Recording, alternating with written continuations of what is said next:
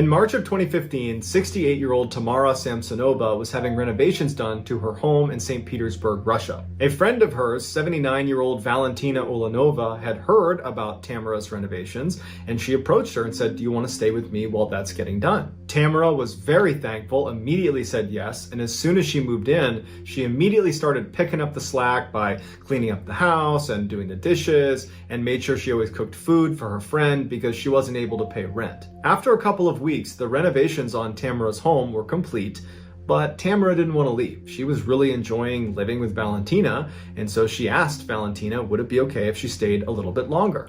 Valentina was a little bit reluctant, but did ultimately say, okay, that's fine. A couple of months go by, and Tamara is showing no sign that she plans on leaving Valentina's home anytime soon, and Valentina is getting increasingly frustrated with that reality. Finally, in late July 2015, Valentina confronts Tamara and says, "You gotta go." And Tamara just says, "No, I'm not leaving." This causes a huge fight, but at the end of it, Tamara still doesn't leave. So for a couple of days, the women just do not speak to each other. The silence is finally broken on July 23rd when the women get into a fight about some empty cups in the sink that one of them was supposed to clean, but they didn't. And they fought about whose responsibility it was to do the dishes. And then of course, the whole subject comes up again of Valentina saying, "You shouldn't even be here, you need to leave." And Tamara's like, "No, I'm not gonna leave." And so another big blowout fight happens. But at the end of this fight, Tamara finally concedes and says, "Okay, I get it.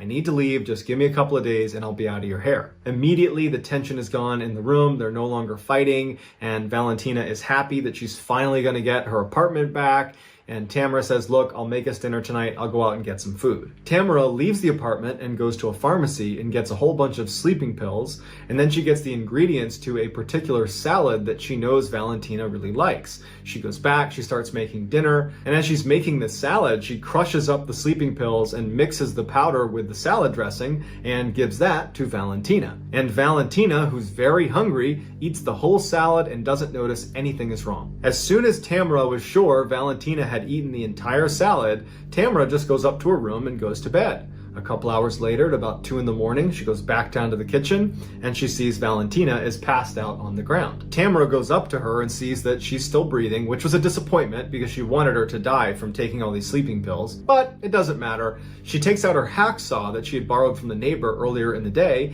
and proceeds to butcher Valentina.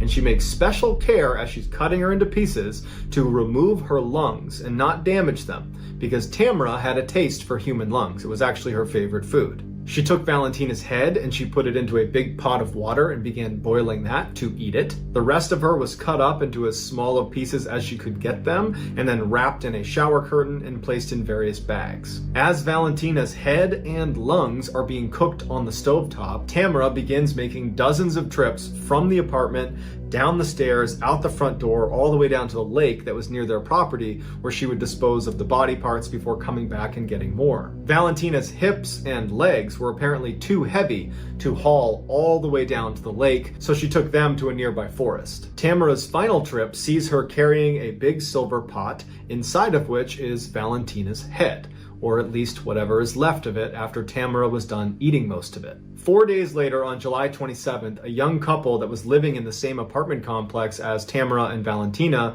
were out for a walk with their dog out near that lake. And as they're walking, their dog takes off running and stops in front of this huge bag that it's sniffing and pawing and trying to open. And the owners of the dog try to call it back, but they can't get it to get away from this bag.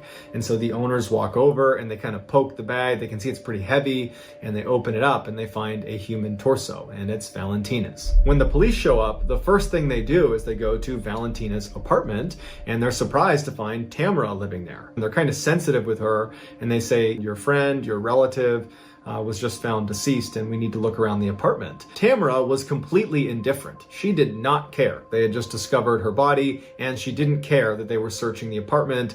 It was like she knew someday this was going to happen. During the search, the police officers quickly find blood all over the bathroom and in the kitchen. They even find the hacksaw she used that's got blood on it, and they find Tamara's diary that's sitting next to this book about black magic. And the police are horrified when they see that the diary contains meticulous notes that Tamara had kept of all of the ritualistic killings she had perpetrated over the past 20 years. And there was 14 of them. And almost all of them were motivated by Tamara's desire to cast spells that she apparently was reading about in these black magic books she had. And virtually all of these spells required human flesh or other human components. And so she would kill these people, she would use their bodies to cast these spells, and then afterwards she would consume them. Not because that had anything to do with the spell, but because she liked the way people tasted, in particular, human lungs. The police arrest Tamara, who doesn't put up a fight. She says, "Yep, you got the right person. I did all this." While Tamara was on trial, she seemed like she was in a great mood. She told the judge, "I hope you give me a really severe punishment. I expect to die in prison." She was seen blowing kisses to reporters. It was like she was just totally out of touch. Or maybe she literally knew this was going to happen and just didn't care anymore. Tamara, who would be nicknamed the Granny Ripper by newspapers over the course of this trial, was given a life sentence, and to this day, she is still sitting in jail. Here is the surveillance footage of Tamara disposing of Valentina's body, as well as some shots of Tamara during her trial.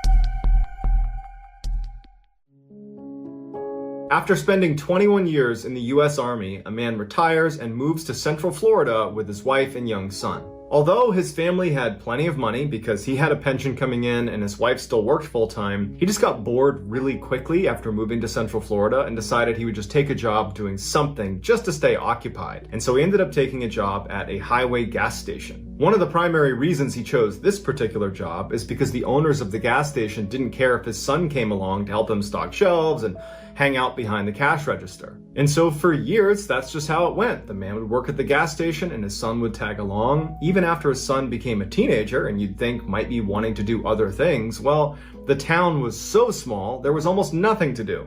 So his son still came along well into his teenage years. One night in 1990, his son, who was 15 years old at the time, was at the station and he was actually taking a break sitting outside on a picnic table. He was reading a magazine, drinking a Mountain Dew, and it's dark out, and he notices out of the corner of his eye that there is a woman walking off of the highway towards the gas station. It was a very quiet night at the time, so there's no cars getting gas, there's nobody there, and there's not really anybody even driving on the highway, and so that's why she really stood out to him. And he turns and he notices her and he thinks to himself, no one ever walks to our gas station. We're on a highway. Everybody drives here. So she must have broken down and she must be coming here to try to use our phone to call a tow truck or something like that. So the woman is walking across the lot, coming closer and closer to the gas station, and the boy at this point has turned his attention back to his magazine, but he would say later that he kept looking up and keeping an eye on her because there was something off about her. The woman ultimately walks right behind him and goes in the door into the gas station. Doesn't acknowledge the boy, doesn't say hi to him, just walks straight inside,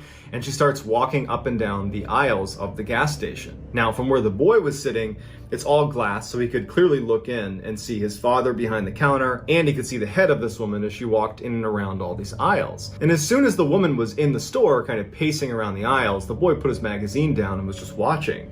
And he noticed that she was not really shopping. She was just looking down for a few seconds, wouldn't pick anything up, so she wasn't buying anything. And she would look up at the counter where his father was, and she would just stare at him. And then she'd look back down at what she was doing and she would go through all the aisles. And at some point, the woman just kind of abandons this phony, I'm pretending to shop routine and just walks up to the counter. Now, nobody else is in the store. There's nobody else coming in. And so the boy could actually fairly clearly hear what she was saying to his father. And she told his father that she had broken down and she needed a ride and could he drive her to Ocala, which was the next big town north of this gas station. And the boy would say that his father acted very strangely because his father is normally incredibly pleasant with all the customers. He's very chatty even. Like he talks to everybody who comes in the store. But as soon as this woman had gone in, his dad had seemed kind of dismissive and almost rude to this woman, and when she was talking to him, asking for a ride, he just said, "No, I won't give you a ride." The woman is annoyed by how quickly she's been shot down, but instead of just taking no for an answer, she turns and looks at the boy who's sitting out on the bench, who's looking right at her, and she points at the boy, and she says, "What about him? Is he your son? Can he give me a ride?" The boy notices that his father, who's not within her eyesight, is looking at his son going, "No.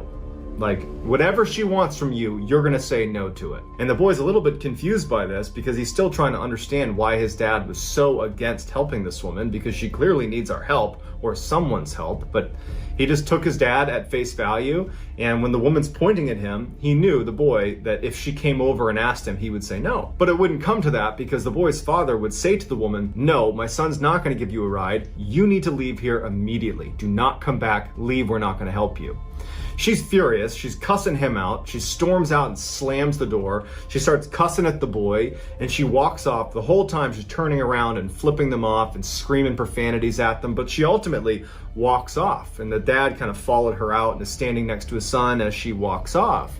And the boy asks his dad, like, what was her deal? Why did that happen? Why did you not want to help her? And the dad just said, I don't know. There was something off about her, and I don't know how to place it, but I did not want her around you. I knew I didn't want to give her a ride. I knew she had to go. A year later, the boy is in his room when he hears his dad in the other room yelling for him to come in here and look at the TV. So he runs into the TV room, and on the TV is the same woman from the gas station, better known as Eileen Wuornos. She was a serial killer who used to pick up her male victims at gas stations in Florida. It's unclear whether the boy or the boy's father were her next victims. But by the time she had shown up at that gas station, she had already killed 4 people. And following that interaction with them at the gas station, she had gone on to kill 3 more people, including someone in Ocala, Florida, which was the town she had asked them to give her a ride to. Eileen had been caught, that's why she was on TV, and she was later sentenced to death. Have you ever wished you could consume the strange, dark, and mysterious in a live storytelling event? Well, that dream is becoming a reality this year because I'm coming back with another live tour.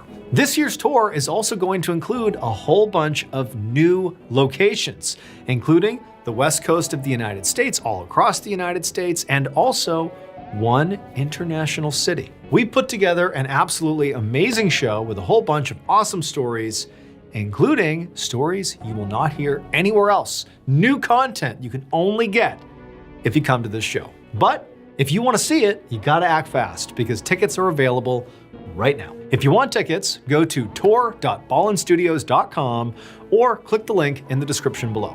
Again, that is tour.ballenstudios.com. Also, I'm going to be giving away an all expenses paid for trip to come meet me at one of my live shows. That will include airfare, hotel, come hang out with me backstage. It's going to be a whole thing. And so if you want to potentially win that, all you have to do is donate to win at fandiem.com/Mrballen. That is fandiem.com/Mrballen. Get your tickets and enter the sweepstakes today. I can't wait to see you at the show.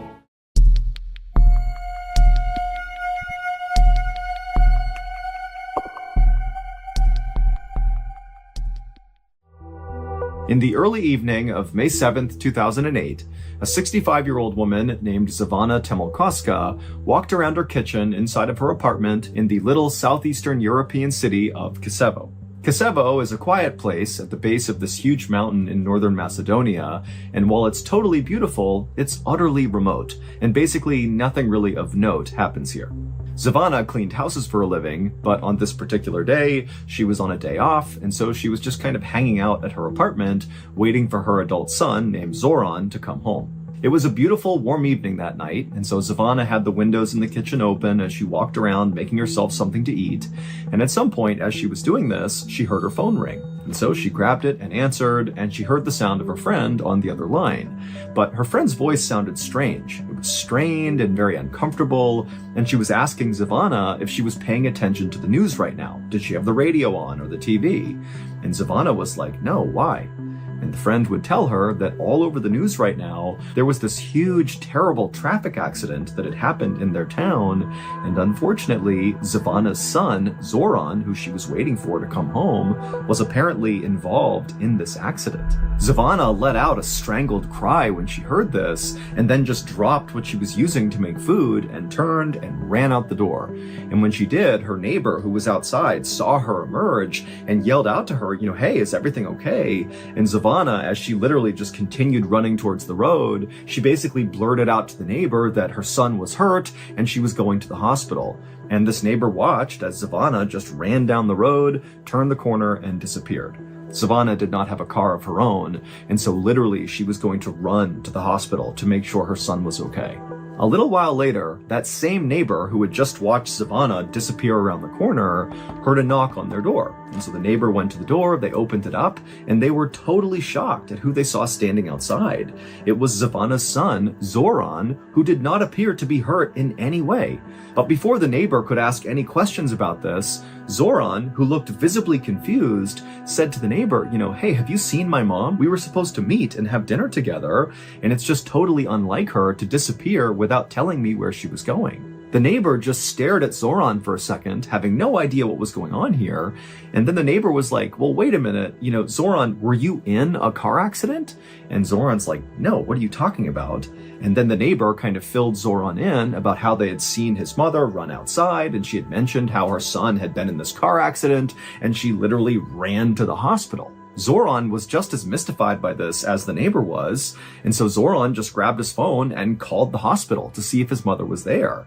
But when the hospital picked up, they would tell Zoran that his mother was not there, she had not been there all day, and two, even though they had heard reports about this car accident in town, there had not been any car accident victims brought to the hospital at all that day. And so by the end of that night, when Zoran really had no idea what had happened to his mom, where she was, or, what was going on with this car accident thing, he just did the only thing he could think to do, which was go to the police and report his mother missing.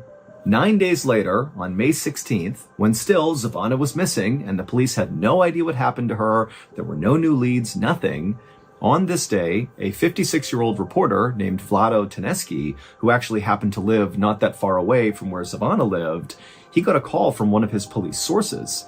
And the source would tell him that Savannah had actually just been found, even though this was not public information, and unfortunately, Savannah was dead. Her body, which had been beaten and strangled and stabbed, had been found wrapped up in plastic and dumped in this illegal dumping area not far from the town's football stadium. The source told Vlado that when her body was searched, they discovered she still had valuables on her person, and so that kind of ruled out the possibility that this was a robbery gone wrong, which was the initial theory about what they were seeing. However, when police had done an initial probe into Savannah's life to figure out who this victim was, they discovered that she was just this poor old cleaning lady who had no enemies to speak of, and so it really just made no sense that she was the victim of such an obviously brutal and intimate murder that was not financially motivated, at least not on the surface. Vlado thanked his source for all the information and then hung up. Vlado's source had sounded really shocked by this murder as he was telling Vlado, but now, as Vlado was sitting here thinking about what he had just been told, he wasn't really shocked as much as he was suspicious. He felt like something just was off about this murder. Maybe Savannah appeared to be this poor old cleaning lady with no enemies, but in reality, maybe that wasn't who she was. Maybe she was leading a secret life that got her killed. Or maybe she had stumbled upon something she was not supposed to see and that got her killed. Vlado had no idea, but he just felt like, there's something off about this and it needs to be investigated. Now, Vlado had a reputation in town for being this very aggressive and kind of fearless journalist who had no problem diving headfirst into some of these really murky stories that could involve corruption or misuse of power, and he would get to the bottom of it, and he would publish these articles where he spoke really critically about the government, about police, about anybody really who was in a position of power. But as a result of conducting himself this way, over his 30-year career, Vlado had been threatened with violence many, many times for things he had written or things he was about to write. But even though Vlado knew this Savannah murder case had the potential to once again put him in hot water with the powers that be, he still felt like it was his responsibility to dive into this thing and get to the truth. So, feeling determined, Vlado grabbed his notebook and pen, and he walked out the front door of his house, and he made the several-minute-long walk over to Savannah's house. And when he got there, her son, Zoran, opened the door, and a few minutes later, Vlado and Zoran were sitting in the kitchen talking about what had happened. Zoran told Vlado all about how he came home and discovered his mom wasn't there, and then he went to the neighbor's house and they explained how, they had seen Savannah running off to the hospital to go look for Zoran, but Zoran's like, I'm not hurt, I didn't get into a car accident, what's going on here? And as Zoran spoke, Vlado took lots of notes and asked lots of follow-up questions, and by the end of this interview, when Vlado felt like he knew everything there was to know about Savannah, he felt like he actually had a pretty good working theory as to what actually happened to Savannah. And the reason he felt like his theory could be accurate had to do with what Zoran told Vlado his mother did for a living, that she was a cleaning lady. Now, it took Vlado a couple of days to put together his story. He had to go out and interview dozens more people in the neighborhood. But finally, on May 19th, so just 3 days after Savannah was found murdered, Vlado published a story in the newspaper. And the story's explosive headline read, "A serial killer stalks Kosovo." In the story, Vlado says that Savannah's murder was very likely not an isolated killing. Instead, her murder was likely linked to 2 other murders of 2 other women. And these 2 other victims looked an awful lot like Savannah, literally. They were poor older women who were also cleaning ladies. And so that was why when Vlado was talking to Zoran and Zoran described how his mother was, what she did for work, what she looked like, that Vlado started to remember these other victims and he put it all together. The other 2 victims were 64-year-old Mitra Simjanoska, who was murdered in 2005, and the other victim was 56-year-old Lubica Lukoska, who was murdered in 2007. Now, Vlado's story was totally explosive because what he's saying is that there is a serial killer that is on the loose in this town. But this story was also highly explosive because Vlado spoke very critically about the police who were involved in this investigation. Specifically, he pointed out that the 05 and 07 murders of those 2 other women, those had been totally mishandled because arrests had been made in at least one of those cases, and clearly whoever they arrested was innocent here. And so the police just totally dropped the ball, at least in Vlado's opinion. And when the police read Vlado's story, they were very upset at him because he was so critical of them. However, the police also did see that Vlado had managed to uncover a lot of new details from all of his interviews with witnesses and people in the neighborhood that did seem to paint a picture of this potentially really being a serial killer, not individual isolated killings. And so the police, based on Vlado's story, would actually begin investigating a serial killer in their midst. They linked all 3 murders and they began basically a new investigation. However, at the same time they began this new investigation, Vlado began to notice that he was being tailed all the time by police. He would be out in town doing his job, reporting and interviewing people, and there'd just be a police officer standing somewhere in the distance watching him. But Vlado had anticipated that no matter what, he was likely going to face some sort of blowback from the police, and so he just kind of accepted that they were going to watch him and maybe try to intimidate him, but it wasn't going to bother him because he had done his job, he had reported the story the best that he could, and if they wanted to watch him from a distance, they could do that.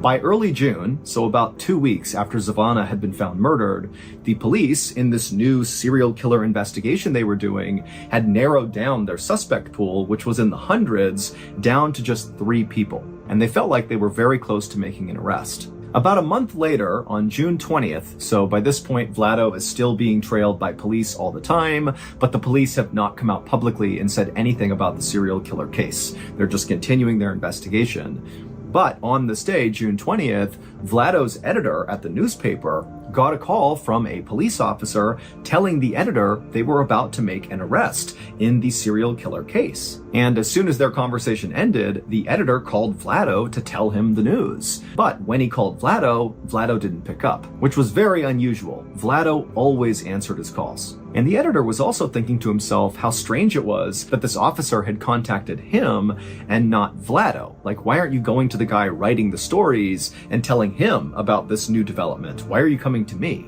The editor would continue to try calling Vlado several more times, but Vlado never answered. And so ultimately, the editor just kind of assumed that Vlado must be busy, interviewing someone, or maybe more likely, he had already learned about this imminent arrest, and he was on scene, ready to capture in real time this arrest that was about to take place. Meanwhile, on a quiet street in Kosovo, the police had surrounded this very modest two-story home that was very overgrown out front. It was surrounded by tall fir trees, and all the windows had heavy drapes covering them up.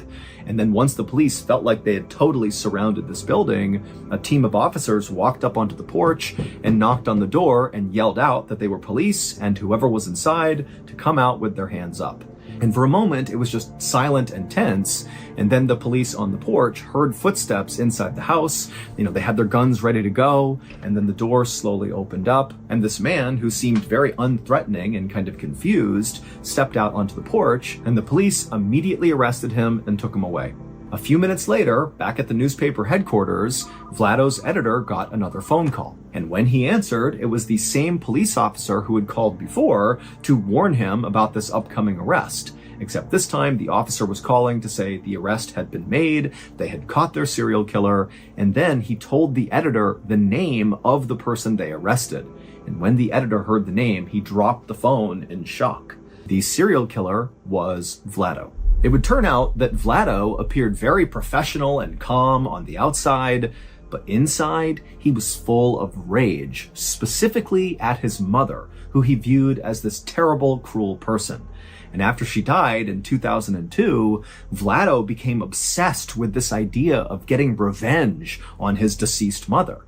And the way he decided he would do that would be by killing random women who just kind of looked and seemed an awful lot like his mother. i.e., they were poor, older, and cleaning ladies. His three victims, Mitra in 2005, Lubitsa in 2007, and Zvana in 2008, had all personally known Vlado's mother. And so Vlado had actually used that connection to gain each of his victims' trust, and then once he had their trust, he would lure them away to strangle, stab, and beat them to death. In Vlado's explosive newspaper story, he lied about a whole bunch of things just to throw the police off. Like, for example, he made up that he spoke to a witness who claimed to have seen Zvana get into a car with two men right before she vanished. Vlado did not see that. That was just a total lie designed to confuse the police. Vlado had also been the one to plant that story on the radio about Zvana's son, Zoran, being in this terrible accident. That had caused Zvana to run out of her house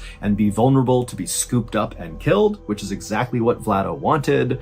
He had called the radio station and told them about this accident, and because he had previously worked for that radio station, they believed him without doing any fact-checking and broadcast the story. And so really that whole radio broadcast was just a very intentional trap by Vlado to kill Zvana. But what ultimately got Vlado caught was in the article he wrote, he left in some really specific details that the police had not revealed to the public. And so basically by including these in the story, it meant Vlado had an inside scoop into what was really going on. Like, for example, Vlado said that all three of these women who had been killed by the serial killer had been strangled to death by telephone cords that were left at the scene. But again, the police had not revealed that to the public, and so when they read the story, they actually became very suspicious of Vlado and thought he could be involved in these murders. And so when Vlado felt like the police were trailing him just to intimidate him, in reality, the police were trailing Vlado because they thought he could be the murderer. And eventually, when they got a DNA sample from Vlado, it was confirmed that their suspicions were right. He was the killer. After Vlado's arrest, he was immediately charged with 2 of the 3 murders, and the police were getting ready to charge him with the 3rd, and they were even looking at a 4th victim, potentially, that maybe Vlado had killed as well, but they weren't entirely sure yet. But on June 23rd, so just 3 days after Vlado's arrest, he died in jail in a way that really didn't make any sense. Vlado had drowned in a small bucket of water inside of his jail cell, while there were 3 other people inside of that jail cell with him who all said they didn't notice it happening. Officially, Vlado's death was ruled a suicide, and after his death, all of the murder investigations were closed.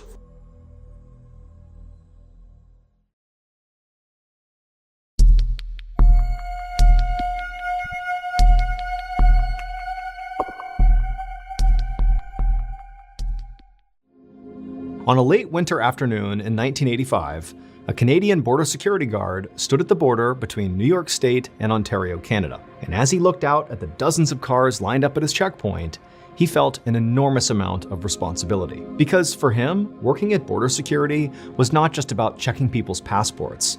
It was also about making sure dangerous criminals from the United States did not flee their country and enter Canada. And today, there was one particular dangerous criminal from the United States that this guard was on high alert for. A 30-year-old man named Alex Mangle. A few days earlier, Alex Mangle had been stopped by a police officer near New York City. And during this traffic stop, Alex had somehow taken the police officer's gun and shot the officer in the head, killing them, and then Alex had fled and he was still on the run.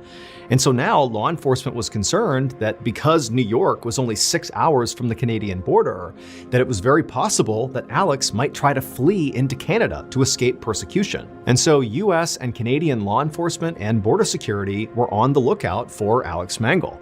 And he was this 30-year-old white man with thinning brown hair and a wispy mustache. And so all day long, that Canadian border security guard looked very closely at every person who came through his checkpoint to see if they were Alex Mangle. He would see a family on their way to visit relatives in Canada. He would see a couple on their honeymoon. He would see a man with a car full of camping supplies and a middle-aged woman traveling alone and all these different people from all walks of life, but none of them looked anything like Alex Mangle. And so by the end of his shift, after checking dozens and dozens of cars and looking at every person, he felt certain that Alex Mangle had not slipped through his checkpoint. And so he clocked out and he went home. A few days later, on March 2nd, a police officer was patrolling this parking lot right outside of a shopping mall in Ontario, Canada, which was located about an hour and a half away from the border. And during his patrol, at some point, he noticed there was this one car, a white Toyota, that had been loitering in the area for quite a while. And so he decided to drive over and see what was going on. And when he got there, he looked inside the vehicle and he saw someone sitting on the passenger seat. And he was a white man, probably in his 30s, with thinning brown hair and a wispy mustache. And this officer immediately recognized this guy as being the wanted criminal, Alex Mangle. And so the officer immediately called for backup, and then he parked his car, got out, and approached the white Toyota where this guy was sitting with his gun drawn. And as the officer approached the passenger side door, the man inside turned, noticed the officer, jumped into the driver's seat, fired up the car, and the Toyota sped out of the parking lot. And so the officer, he jumps back in his cruiser and he takes off after him. And before long, it was like the entirety of the police force in Toronto was a part of this high-speed chase to catch this guy. And eventually they funneled the car into a dead-end street, and the white Toyota crashed into a stop sign, and then the man inside with the mustache and the thinning brown hair pops out, and immediately everybody sees, yep, that's Alex Mangle. He didn't put up a fight at that point. He was taken into custody. However, despite how relieved law enforcement was to have this cop killer in custody, they realized they didn't understand something. How was it that Alex Mangle got past border security and got into Canada? Everybody was on high alert looking for him. What happened? And so police were baffled until they searched that white Toyota Alex had been driving. On the night that Alex shot and killed that police officer near New York City, he immediately fled to this wooded area and hid out overnight. And then the next day when he got up, he was walking around and he happened to pass by this commercial building. And as he was looking at it, he saw this middle-aged woman whose name was Beverly Capone come out of the building and make her way towards her car. And she was all alone. And so Alex walked up to her and abducted her at gunpoint, and then he drove her to this cabin out in the woods that he knew would be totally isolated, no one was there. And once they got there, he murdered her, and then once she was dead, he stole her clothes and put it on, and also cut off her face and her scalp and put those on as well. He was literally wearing her skin and hair. And he hopped in that white Toyota and he drove up to the Canadian border, and amazingly, he got through the checkpoint into Canada without anybody noticing. It would turn out that Canadian border security guard who all day was checking for Alex Mangle did actually see Alex Mangle.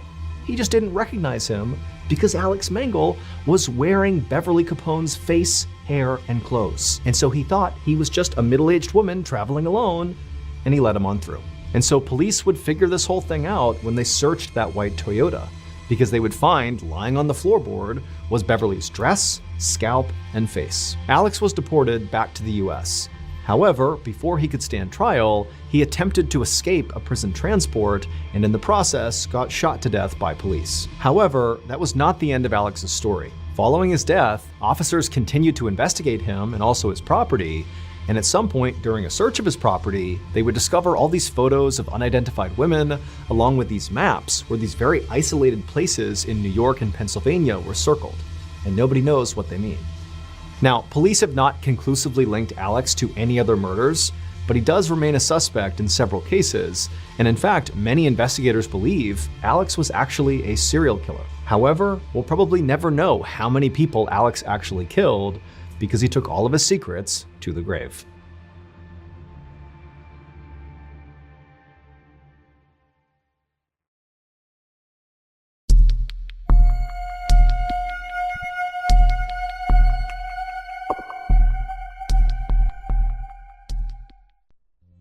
On the morning of February 2nd, 2012, a young man pulled off a 4-lane highway in Anchorage, Alaska, into a large, snowy parking lot. He passed by dozens of parked cars until he arrived in front of this small shack that was brightly teal-colored. It was a popular coffee shop called the Common Grounds, and this young man worked as a barista there. After he parked his car, he walked up to the white door employee entrance to this little building, and he got his key out and he went to unlock the door, but when he turned the key, he saw the door was already unlocked. He knew the girl who had worked the previous night and would have been responsible for locking the shop up. She was 18-year-old Samantha Koenig, and although she had only been on the job for about a month, she seemed very responsible and had never had any issues closing up before. The young man shrugged it off though. He figured people make mistakes, and he went inside.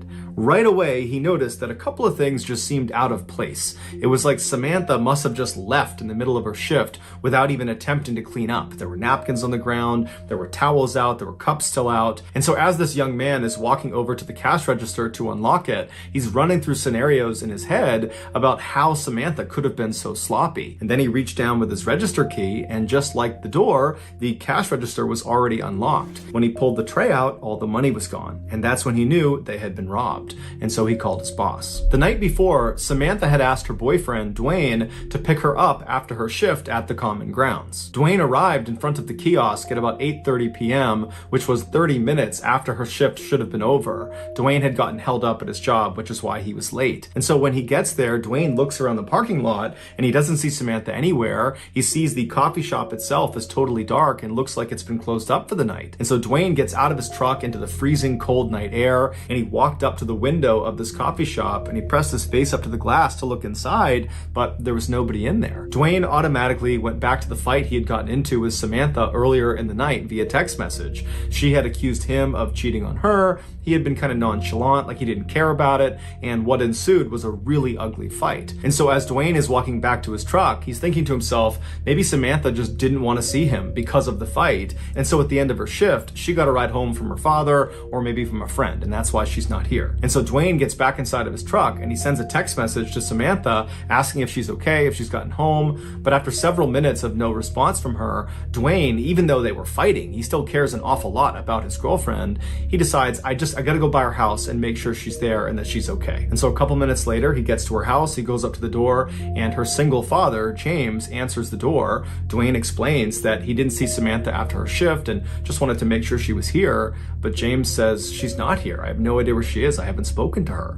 And so the two men go into James's kitchen, they sit down, and they start texting and calling Samantha to try to figure out where she is. And after a couple of minutes, Dwayne's phone lights up and it's a text message from Samantha. And the message clearly indicates that she's still very upset with Dwayne, but she's saying that she needs some time to think and that she's going to be with some friends for a couple of days, and would he, Dwayne, let her father know where she was. And so Dwayne shows James the text message, and Samantha's father looks at it and he's thinking to himself, this is very uncharacteristic of Samantha. He had raised Samantha since she was 2 years old, and they were very close. They shared everything with each other. It didn't make any sense that she wouldn't contact him directly to say that she was going to be out with friends for a couple of days. And it didn't make sense that she would ignore all of his phone calls and text messages when clearly he was worried about her. The two men stayed up super late, calling and texting, hoping to get more information from Samantha, but she never responded. She never texted back. And so the following morning, when neither men had gotten gotten any more messages from Samantha, James went to the Anchorage Police Department and filed a missing person report for his only daughter. After receiving this missing person report, an officer with the Anchorage Police Department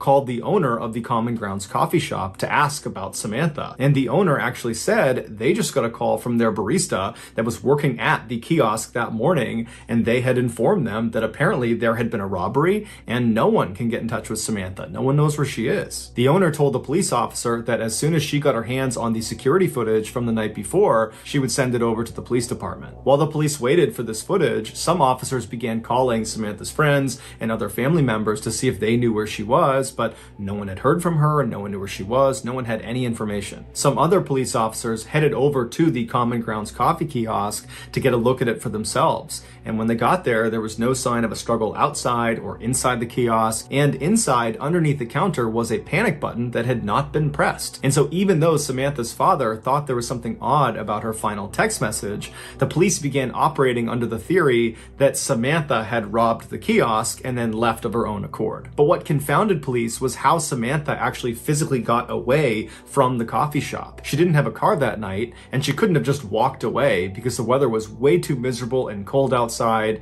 and Anchorage is just not really a walkable city. And so if Samantha was telling the truth, that she was just taking a couple of days to be by herself with some friends at their place, then why didn't any of her friends know where she was? This question was answered later that day when the owner of the coffee shop made the security footage available. The footage, which has no audio, picks up around 8 p.m. on February 1st, 2012, which was the night Samantha went missing. It shows Samantha inside of the kiosk. She's working alone, she's cheerful, and she's busy. And then at some point, someone that we can't see, they're outside of the camera's range, comes up to the window and orders a drink. Samantha clearly turns to them, acknowledges their drink order, and turns and begins making this drink. And then after she's done making it, she turns to give it to this person, and immediately Samantha steps back and puts her arms up. And then seconds later, she reaches over and turns off the lights inside of the kiosk, and then she gets down on her knees with her back to the window. She stays in that position, not talking, not moving, for about a minute before she slowly stands up and walks down the kiosk towards the cash register. She opens it up, she scoops some money out of it, then she walks back to the window and appears to hand it to a shadowy figure on the other side of the window, and then Samantha turns, kneels again with her back to the window. 2 more minutes go by before this person outside the window leans their entire upper body inside of the coffee shop. They reach down and they appear to tie Samantha's hands. Now, because it was dark inside of the kiosk, the footage winds up being extremely grainy, and there's no way to identify who this figure is. Although it's fairly obvious that it's a male. He's wearing a big sweatshirt and he's got a hat pulled down low over his face. After this mystery man is done tying Samantha's hands, he leaps through the window and then shuts the window behind him. And then he stands Samantha up, he puts a gun into her back, then he marches her out the employee door and then out across the lot, all the way to a white pickup truck where he puts her inside and they drive off. Over the next couple of days, the police and also the FBI, who had been called in to be a part of this investigation, they just kept hitting dead end after dead end because there was no evidence. All they had was this surveillance footage that was too grainy to tell who this guy was that took Samantha. Meanwhile, Samantha's father, James, had rallied the support of nearly all 300,000 people that lived in Anchorage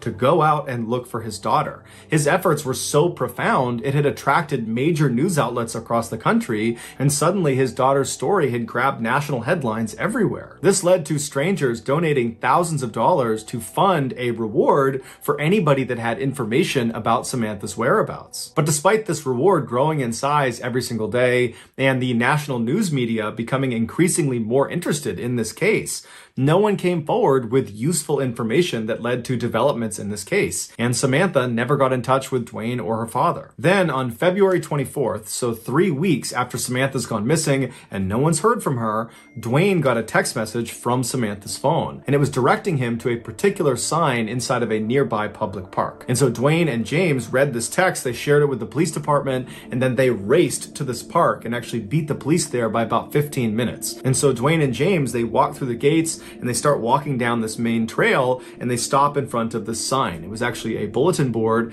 and tacked on the bulletin board was a Ziploc bag, inside of which was a typed ransom note, and on the ransom note, literally Xeroxed onto it, was a black and white photo of Samantha. And in this photo, Samantha looks kind of dazed, like she's got a blank expression, and she's not really looking at the camera, she's looking just to the side of the camera. And then in this picture, a man is holding a copy of the Anchorage Daily News newspaper that's dated February 13th, 2012. This was a proof of life photo where Samantha's captor was holding up that newspaper to indicate that Samantha was alive as of February 13th. And so to everybody involved in this case, including Samantha's father, even though this is still not a good situation at all, it was kind of a relief to know that at least as of last week, Samantha was alive. As for the demands of this ransom note, James was told to deposit $30,000 into his daughter's account immediately, and if he did that, she would be released 6 months later. As advised by the FBI, James deposited a portion of the ransom money into his daughter's account, and then the FBI just waited and watched, because they knew if anyone tried to withdraw money from that account, they could track where the card was. A few days later, 3 separate withdrawals were made within Anchorage, but each time the FBI got a notification about one of these withdrawals, they would rush to the scene, and whoever it was that had tried to make this withdrawal was long gone. When they pulled the security footage from these 3 different ATMs, the person that was making these withdrawals was a man wearing a ski mask and big sunglasses, so they had no way to identify him. After these withdrawals, the account went silent for over a week, and in that time, there was no word from Samantha. Then on March 7th, more withdrawals were made, but they were in Arizona, and then New Mexico, and then in Texas. Again, authorities would rush to these ATMs, but they would get there right after the masked man with sunglasses had just left. But there was a break this time. In one of these surveillance videos from one of the Texas ATMs, they spotted the car this guy was getting into before he left. And it was a small sedan, it was a white Ford Focus, and they saw him leave going east on a Texas highway. And so authorities in Texas were told to look out for this particular car in this part of Texas. And sure enough, on March 13th, a Texas patrolman spotted the car sitting in a hotel parking lot. He waited nearby until a man in his 30s walked out of one of the hotel rooms, walked down and got inside the car, and then this patrolman just kind of followed him and looked for any reason to pull him over. And as he had his radar gun on this guy, he noticed he was going 2 miles per hour above the speed limit, and so he pulled him over. The patrolman got out, he walked up to the driver's side window, the window was already down, the man was very calm. The patrolman asked him for his license, and the guy handed him an Alaskan license. His name was Israel Keys, he was 34 years old, and he lived in Anchorage. The patrolman knew this was the guy. He called in backup, and before long they were searching Keys' car, and in the trunk they found a ski mask along with other clothes that matched the description of the guy who was making withdrawals from these different ATMs. They also found a gun, as well as Samantha's cell phone and debit card. After Keys was arrested and was brought into custody, he denied having any involvement with Samantha's disappearance. But after being presented with the overwhelming evidence that suggested otherwise, he caved and said yes, he would tell them the full story of what happened to Samantha, but they had to get him an Americano coffee, a peanut butter Snickers, and a cigar. Once he had said items, he began to speak. And what he said was so disturbing and so graphic, the FBI still has not released the full transcript of his confession. Here is the version of events based on what was made public. On February 1st, 2012, Keys decided he was going to rob the Common Grounds coffee kiosk. He walked up to the window expecting there to be some teenager working inside, and he was right. It was Samantha. He asked her for an Americano, and while she turned to make his drink, suddenly his plan changed. Not only was he going to steal money from inside of this coffee shop, he decided he was going to steal Samantha from this coffee shop. When she turned back with his drink and handed it to him, he discreetly pulled his gun out and aimed it at her and told her this was a robbery. That's when she backed up and put her hands up, and then she turned around, he tied her hands, he jumped back inside, and then he said after he shut the window, he jammed napkins inside of her mouth so she couldn't make any sound, and then he marched her out the door, outside, into his car, and they took off. Once they were in the vehicle, he pulled the napkins out of her mouth mouth, and he told her if she tried to escape or if she tried to flag anybody down that he would just kill her. And so he said she was very obedient. She was obviously very scared, but she was trying to do her best to stay composed. At some point, Keyes reached over and took her phone and sent that text message to her boyfriend informing him that she was going to be spending a couple of days with friends and that he should tell her father. And then Keyes told Samantha he was going to be holding her hostage and trying to extract some ransom money. Samantha told Keyes that her family was very poor and that he wouldn't get much money out of them, to which Keyes said, "Don't worry about it, I know they'll raise money and they'll come up with it somehow."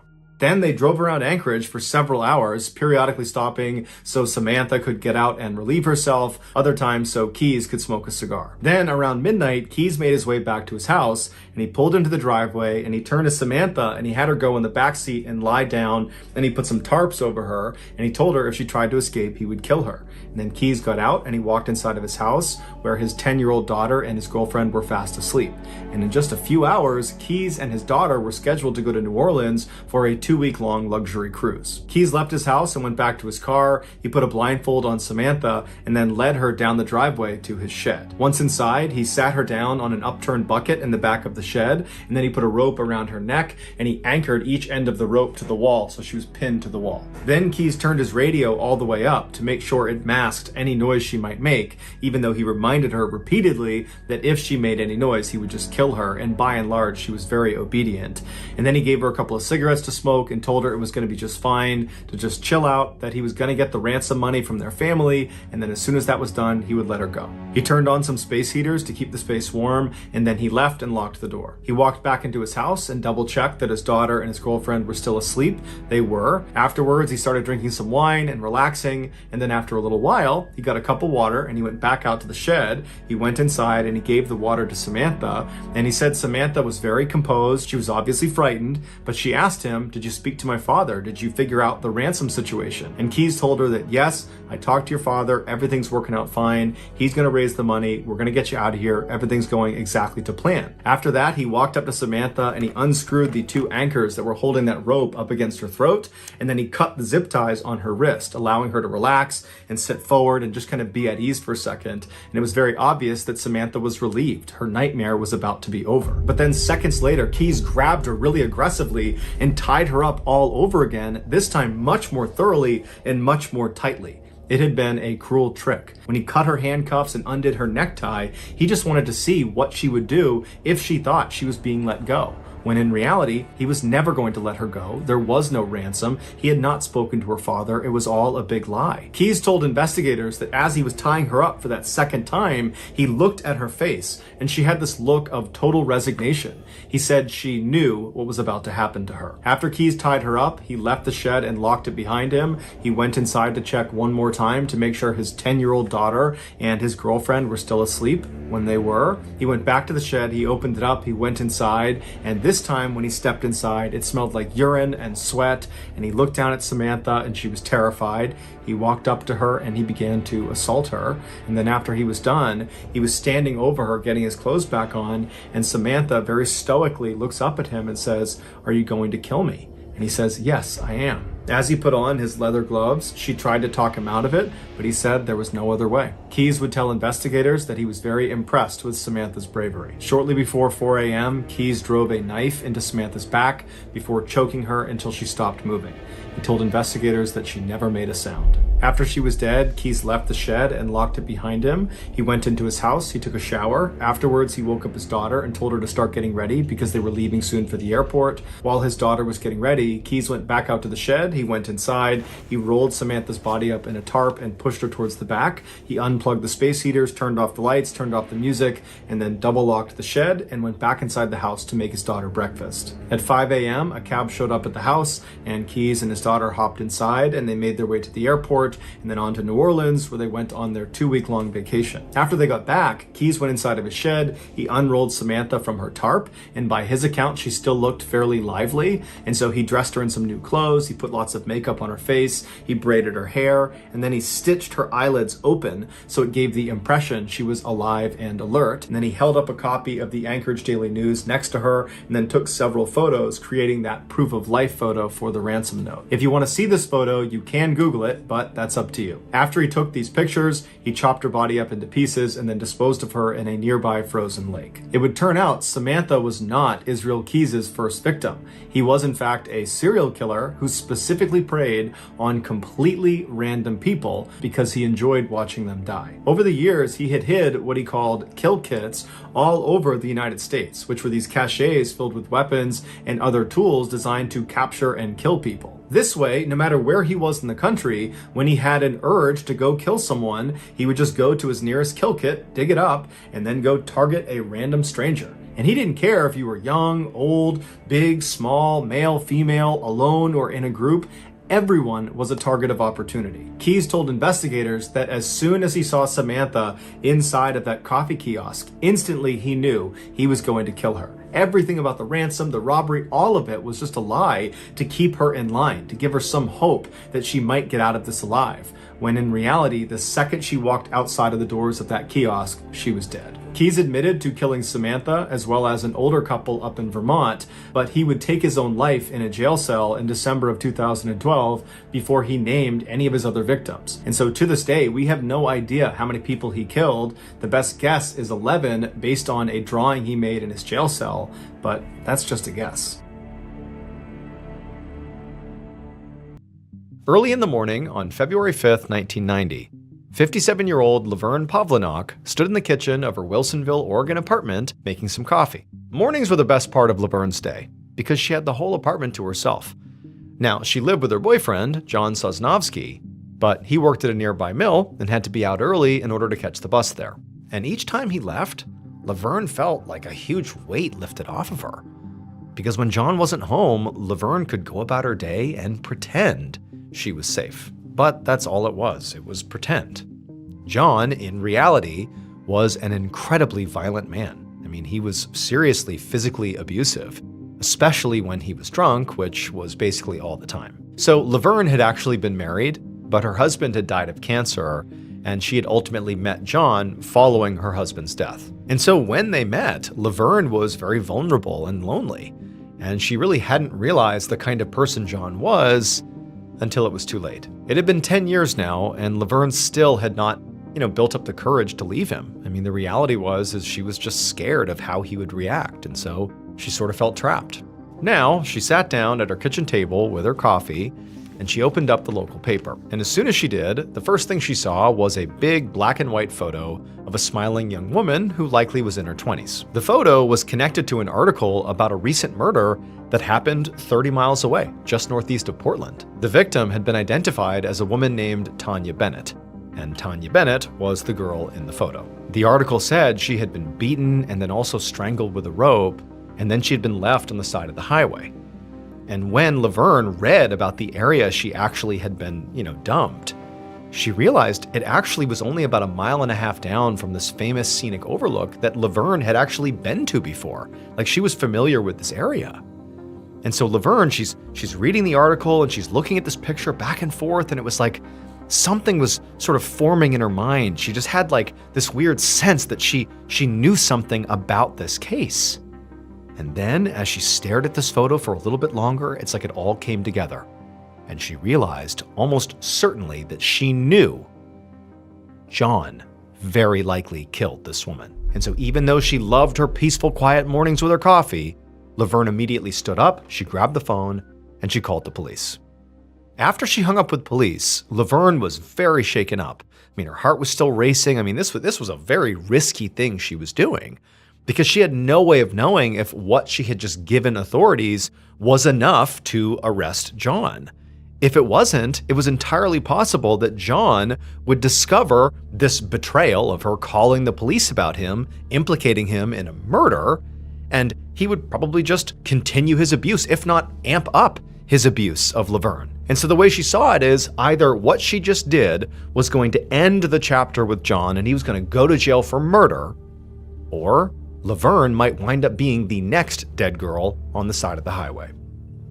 A little over a week later, on the morning of February 16th, Detective John Ingram sat with his partner in a very clean living room in Wilsonville, Oregon. Ingram was the lead investigator on Tanya Bennett's murder case, and he was there to speak to Laverne who was sitting on the opposite couch. And Laverne seemed really nervous and kept fidgeting constantly and offering Ingram and his partner refreshments. It was just very clear that there was a lot on this woman's mind. So Ingram knew that Laverne had a week earlier called in a tip about the victim's killer. She thought it was her own boyfriend, John Sosnowski. And right now, Ingram was very eager to hear what she had to say about her boyfriend, to basically elaborate and sort of give the full story of why she believed what she believed, in part because Ingram's case so far had absolutely no other leads. Like, this was it. The victim's body had been found on a grassy slope so close to the edge of the highway that you could see her from the road. But Ingram and his partner had not been able to find any witnesses. A few people had claimed to have seen Tanya along with some man at a bar earlier in the night before she went missing, but no one had been able to effectively describe that man. It was just some guy she was with. And so Ingram and his partner had basically talked to just about anyone they could think of that might have known Tanya. They'd canvassed her neighborhood, they'd interviewed her family, coworkers, friends, and they still had not been able to find anybody who fit as a suspect.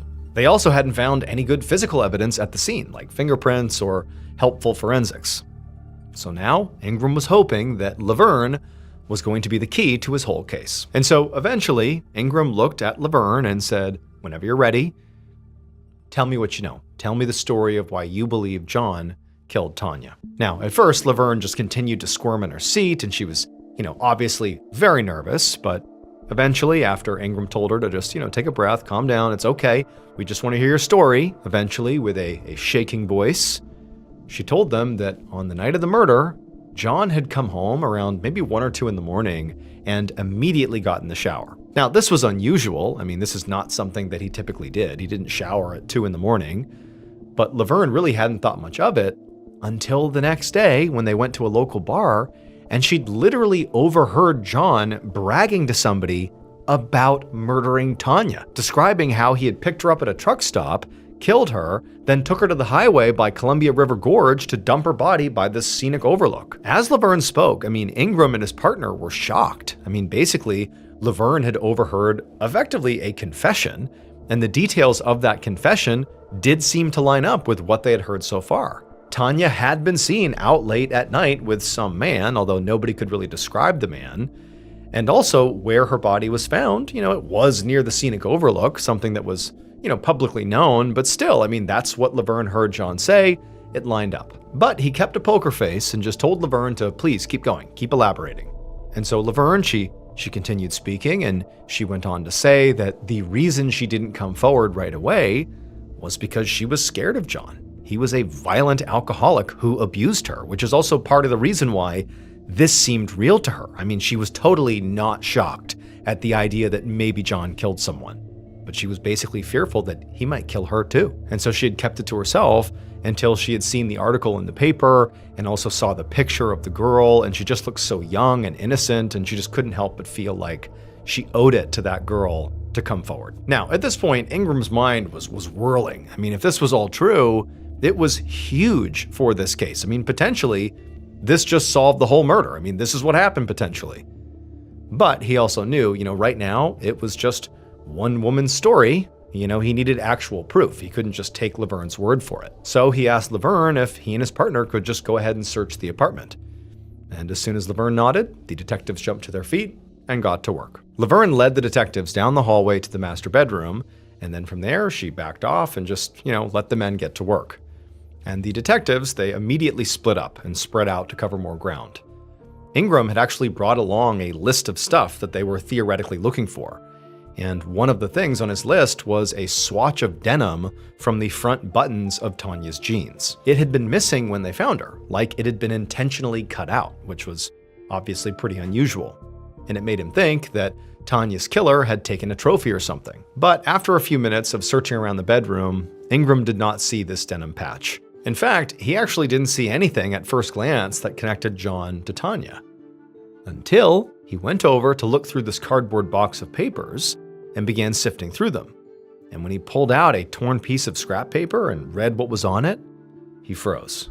On this piece of scrap paper was a handwritten message that just said, quote, "T. Bennett, good piece." Ingram immediately called his partner over, who walked over and looked at the note, and both of them are like, okay, obviously, we need to bring John in right away for a chat. But after leaving the bedroom and walking towards the door to leave, who comes in the front door? None other than John Sosnowski. Hey guys, I have some pretty big news. I know many of you are excited to hear. I am going to be doing another live storytelling tour this year. You can find me in a bunch of cities, including new ones on the West Coast and across the United States, where I have never played before. Plus, I'm really excited to share that I will also be performing in an international city, since so many of you have been asking me to visit. We put together an absolutely amazing show with a whole bunch of awesome stories, including stories you will not hear anywhere else. New content you can only get if you come to this show. And guess what? Tickets for this tour are available right now at tour.ballenstudios.com. In terms of the types of tickets you can buy, they range from general admission to VIP. Again, that's tour.ballenstudios.com. I'm also going to be giving away a trip to meet me at one of my live shows. And so if you want to enter for your chance to win that, all you have to do is donate to win at fandiem.com/Mrballen. Again, that's fandiem.com/Mrballen. Get your tickets and enter the sweepstakes today. I can't wait to see you at the show.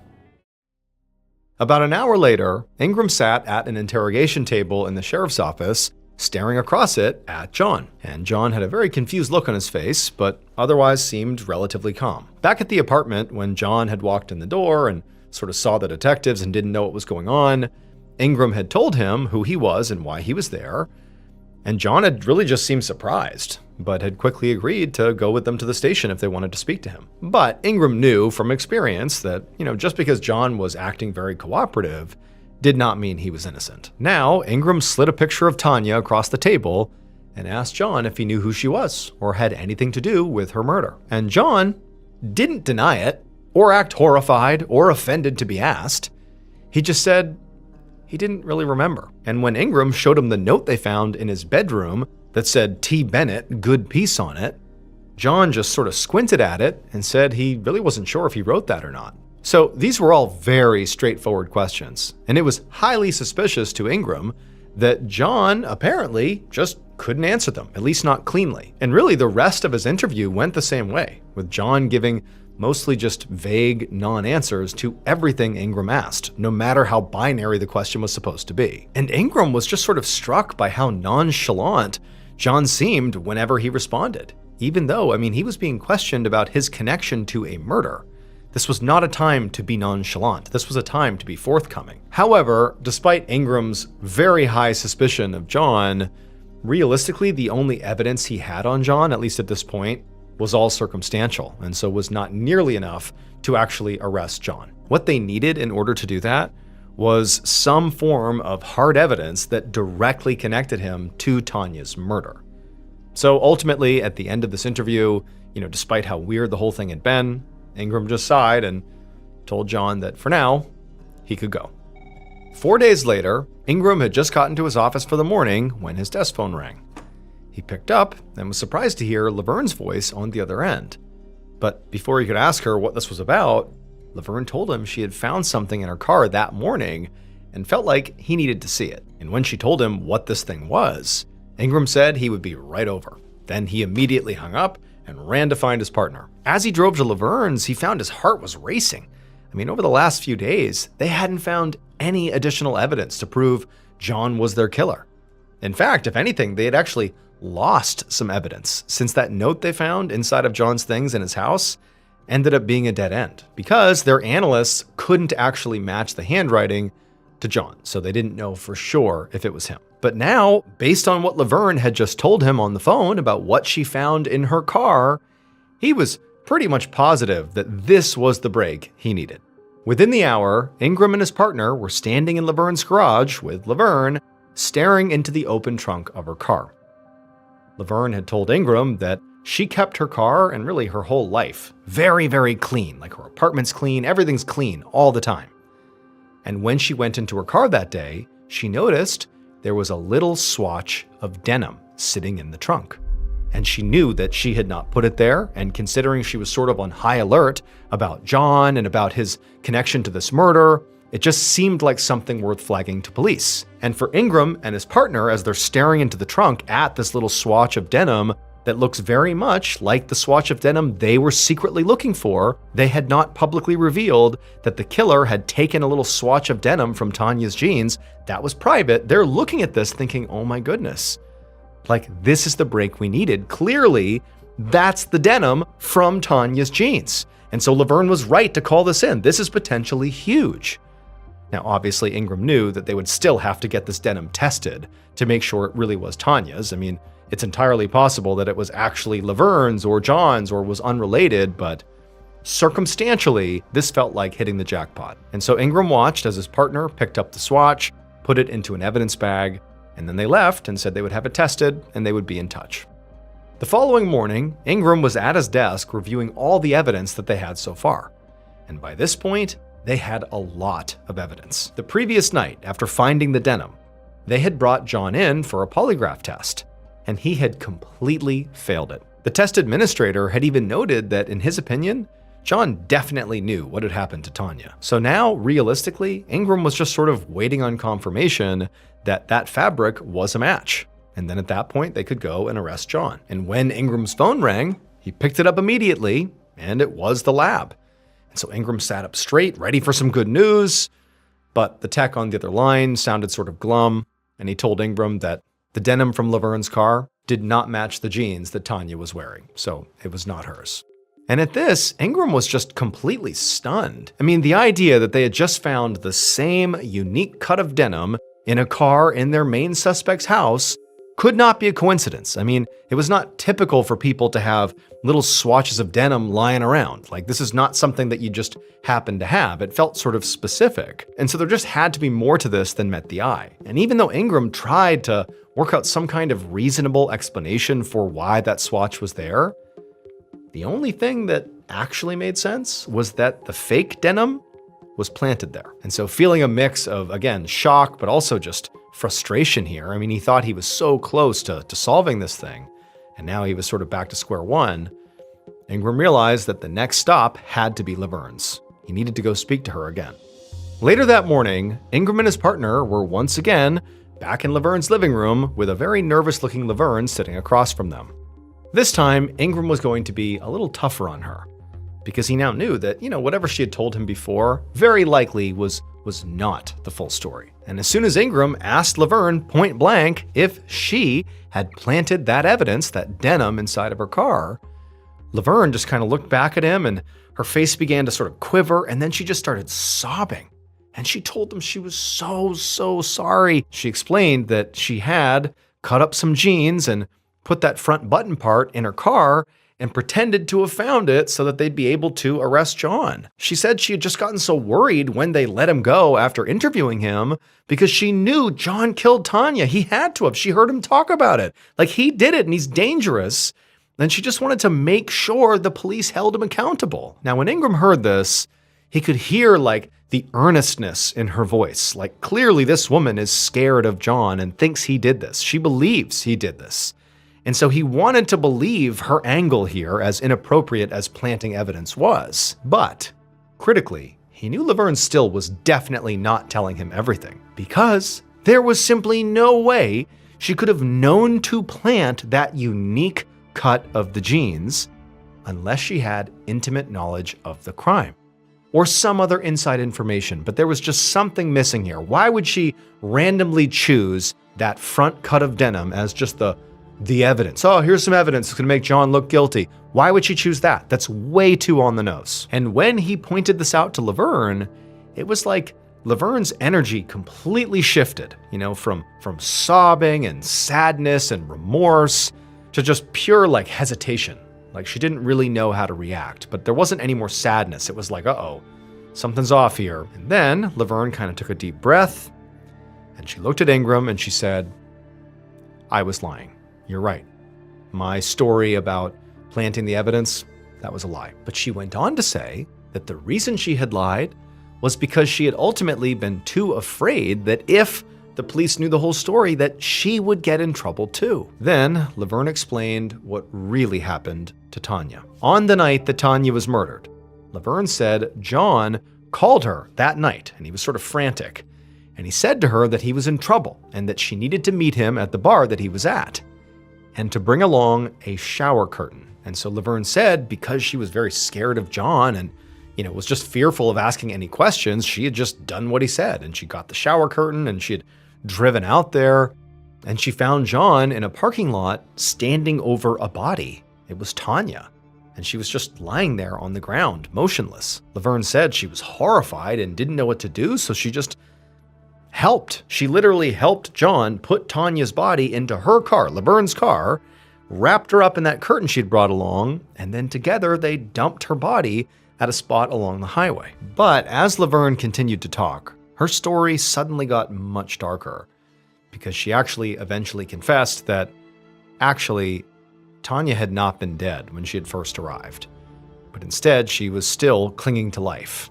And at John's request, Laverne had tied rope around Tanya's neck and held it tight while John sexually assaulted her. Laverne said after he was done, Tanya was no longer breathing. Ingram could barely conceal his shock when she explained this. I mean, here was this gentle, soft-spoken lady who was now telling him that she had actively participated in the sexual assault and murder of this young woman. It was hard to wrap his head around it. And at the moment, all Ingram could think was, this can't be real. But what Laverne was saying just fit. It explained John's cagey answers to his questions, his failed polygraph, and how Laverne knew the right part of the genes to cut out and fake his evidence, because she and John had been the ones who actually made the cut on Tanya's genes. They knew. But despite getting this earth-shattering confession here, Ingram wanted to be completely sure that this version of the story Laverne was telling him was actually the truth, and he knew exactly how to prove it. The following day, Ingram was behind the wheel of his cruiser next to his partner, and Laverne sat in the back, sort of absent-mindedly staring out the window. They were driving down the highway northeast of Portland, and Ingram had instructed Laverne to let him know when they reached the spot where they dumped Tanya's body. Now, the newspapers had published the general location of where the body had been found, but certainly not specifics. So Ingram knew that if Laverne could point out the exact spot, well, that meant she was telling the truth. As they began to get closer and closer to the spot Ingram knew was the spot, he sort of felt his heart rate pick up, but he didn't drive any faster or slower. He didn't signal that it was coming up. He just kept on driving, steady, going straight, sort of expecting Laverne to call it out any moment. But the cruiser drove right past the actual spot where the body had been found, and Laverne didn't say anything. For a few minutes, they just kept on driving down the road in total silence, and Ingram's feeling really disappointed here. And as they're driving along, suddenly Laverne says, "Hey, wait a minute, turn around." So Ingram did, and soon they were headed back the way they'd come. And this time, when they passed the actual crime scene, so the actual spot where Tanya had been found, Laverne called it out and said that's where she was.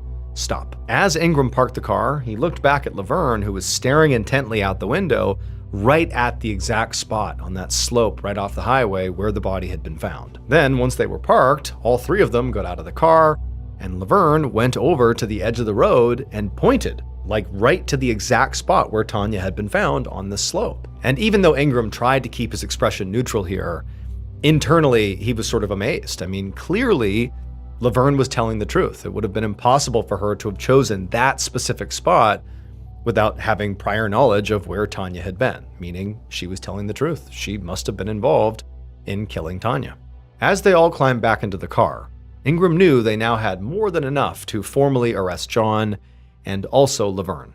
She'd done the right thing by coming forward, but of course now there were going to be consequences. On February 21st, so 16 days after Laverne called with her first tip, John Sosnovsky was arrested. And 5 days after that, Laverne was arrested as well, and both of them were charged with murder. About 11 months later, Laverne's trial started, and at that point, Laverne actually tried to change her story again. She tried to recant her confession and said, "No, I didn't actually do this." But the jury didn't buy her change of heart and convicted her of murder, and she was sentenced to life in prison. As for John, 2 months after Laverne's sentencing, he was given the same sentence, life in prison. And that should have been the end of the case, at least from the legal perspective. But for the next 3 years following sentencing, Ingram just couldn't stop thinking about Laverne and John and Tanya Bennett. Despite what Laverne had done, he felt a lot of empathy for her. She'd obviously been under John's control and had seemed genuinely terrified of him. But more than that, Ingram had this horrible, nagging feeling that they'd gotten something wrong here. Then, one March afternoon in 1994, Ingram was in his office at the sheriff's department going over some paperwork when his desk phone rang. When he picked it up, it was the prosecutor who'd worked Tanya's case. And the prosecutor said they'd just gotten a very strange letter about Tanya's murder. And as soon as the prosecutor described the letter's contents, Ingram felt sick to his stomach. Ingram had been right to worry that he and his partner and really the whole legal system had potentially just gotten something wrong with this case. It just felt like there was something left unsaid. There was some loophole, there was some loose end something, but he didn't know what it was. It would turn out the thing that was wrong was Laverne, because their star witness, Laverne, was not just this sweet older lady afraid of her abusive boyfriend who had come forward and told the truth despite the consequences.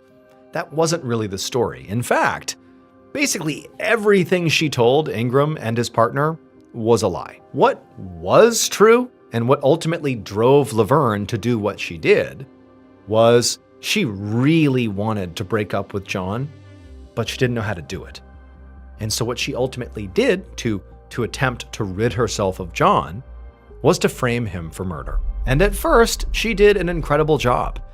She read everything she could, little details about the murder in the news. She also snuck a peek at Ingram's list of evidence during that early interview that was done at her apartment. And so that's how she knew about, that swatch of denim they were looking for. And she also just happened to take a few really lucky guesses. Like when she pointed out the spot on the side of the highway where the body was found, she just guessed, but it happened to be right. However, the problem was, despite, basically nailing the framing of John and getting him wrapped up with a murder conviction, she also sort of inadvertently implicated herself. When she came out and said, well, I participated in the murder, her thinking was, they'll take pity on me and they'll blame John, he'll go to jail and I'll be okay. But no, she also got convicted of murder and went to jail as well.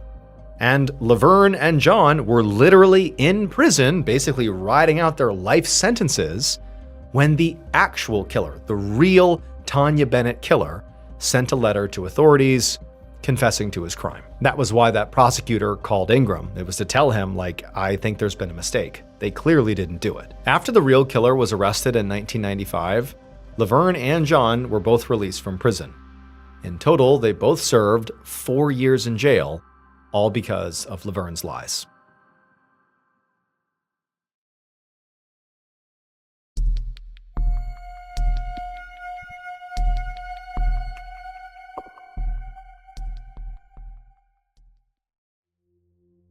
One morning in early November of 2023, a 71-year-old woman named Patrice Miller stood in front of her fridge in her little home in the rural town of Downeyville, California, and she saw she was running low on food, which meant it was time to place an order with the market in town, which delivered her groceries for her. Getting her food delivered was essential for Patrice and where she was at in her life right now.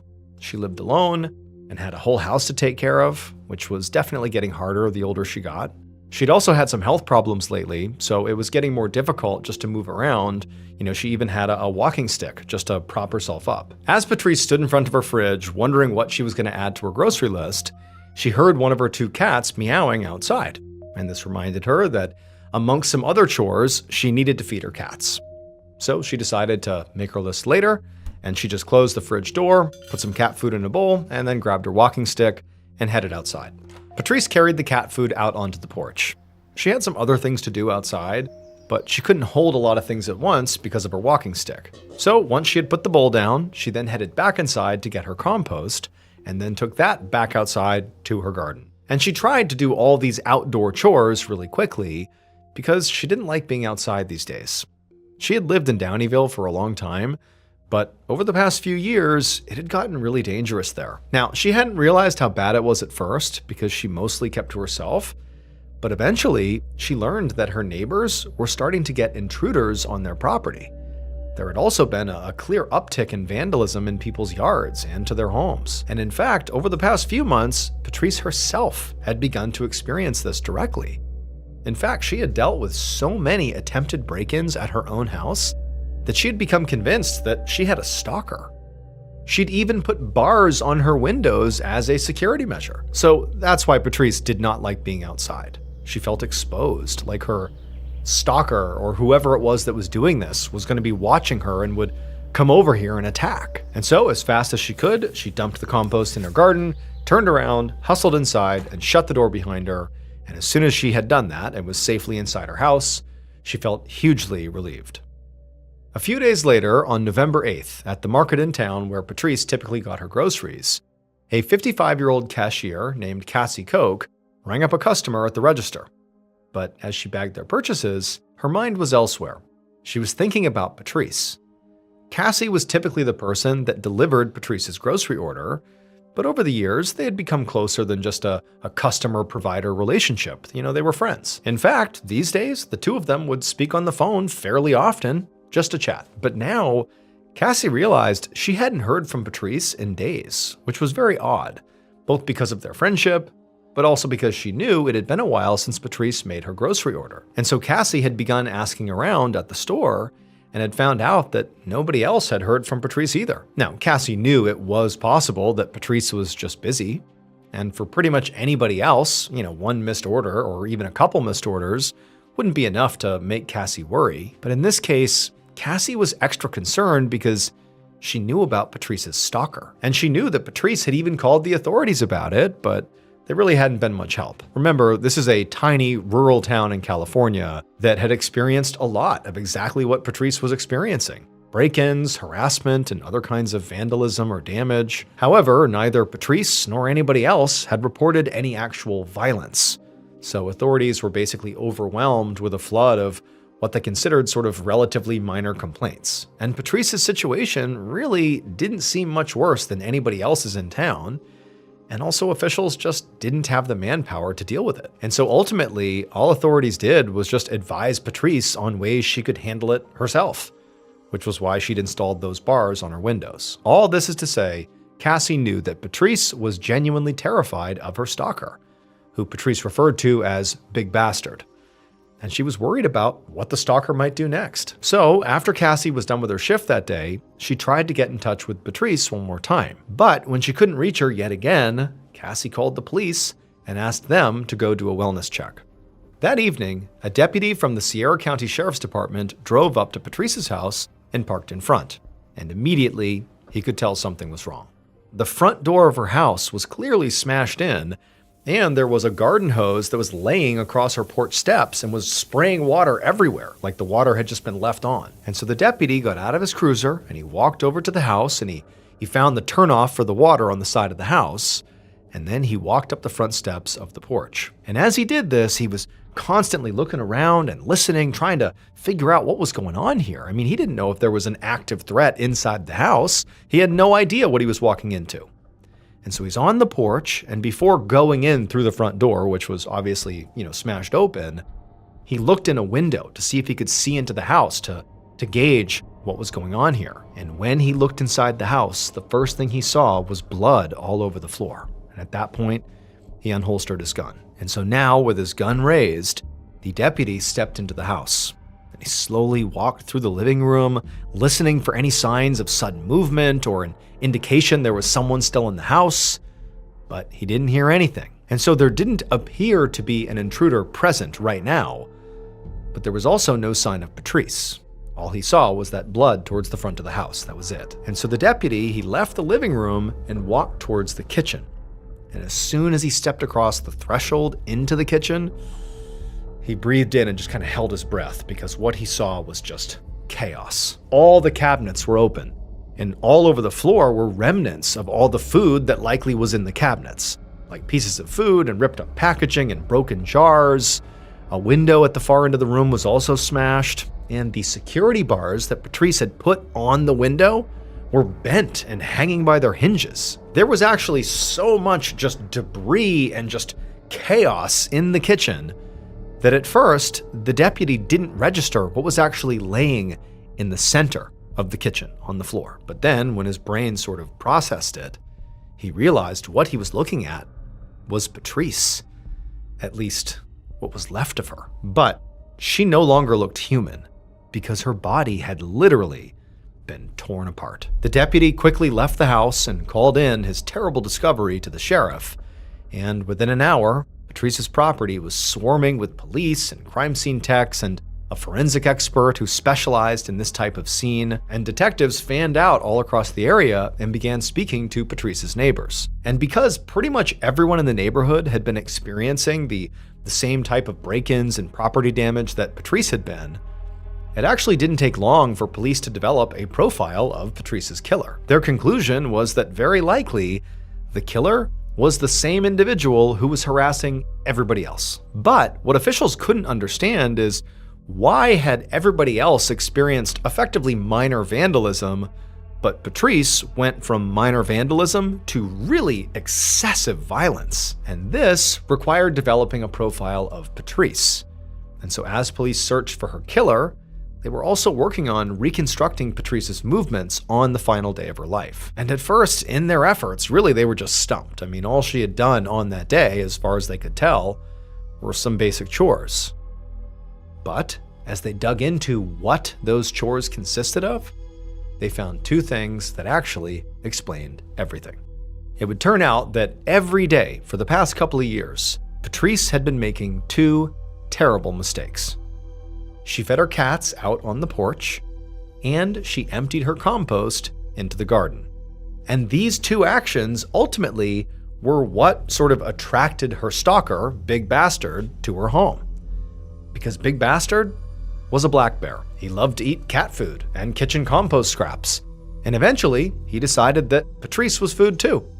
So on that day in early November of 2023, when Patrice fed her cats and emptied her compost for the last time, Big Bastard waited until Patrice was in bed and then broke into her house and savagely killed her. By the time the deputy arrived at Patrice's home, Big Bastard had been eating Patrice's body for days. And so what he saw in the kitchen was what was left of her.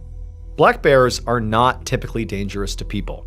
In fact, Patrice was the first known black bear fatality in California history. But it was exactly that sort of lack of perceived danger, which is why officials didn't help Patrice or any of her other neighbors get rid of these black bears when they were coming into their neighborhood and causing all this property damage and all this alarm. They basically said, what's the worst they could do?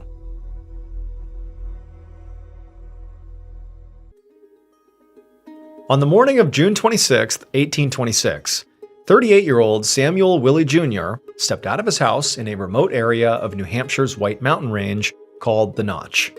His wife, Polly, was at his side, and together they looked around in shock because the land surrounding their home was almost completely destroyed. There had been a huge storm the previous night, and so Sam and Polly had been expecting some damage. But what they were seeing now was far worse than they had imagined. The heavy rain had caused the river in front of their home to completely overflow, so half of their property was now completely submerged in water. The deluge had also triggered a rock slide from one side of the mountain slopes behind them, so there were also rocks and mud and entire trees that were now kind of littering their yard and adjacent fields. Sam saw, luckily, the slide had missed their house and the barn where they kept their livestock, but only barely. And there was damage to those structures from the storm itself that he would have to repair. So Sam began calculating how much time and money it was going to take to clean all this up. And next to him, he heard Polly kind of mumble to herself that this had all been a really bad idea. Sam sighed because he knew that Polly was referring to their decision to move to the Notch in the first place. And right now, staring at all this awful destruction right in front of him, he had to agree with her. This might have been a terrible idea. So up until about a year ago, Sam and Polly and their 5 kids had lived on a farm about 20 miles away from where they were right now, and it had been a very quiet, cozy life.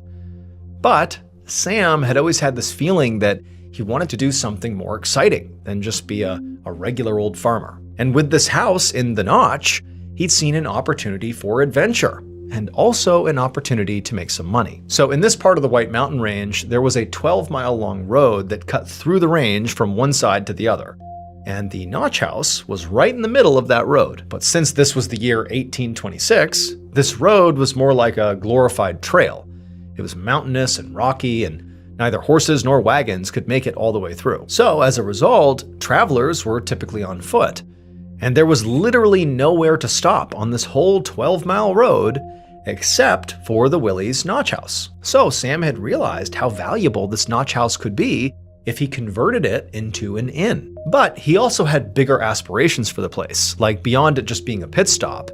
He wanted to turn it into a destination. After all, the White Mountains were incredibly beautiful, and where the Willies lived in the Notch was no exception. Their house was right on a riverbank in a mountain valley, surrounded on all sides by the woods and towering mist-covered peaks.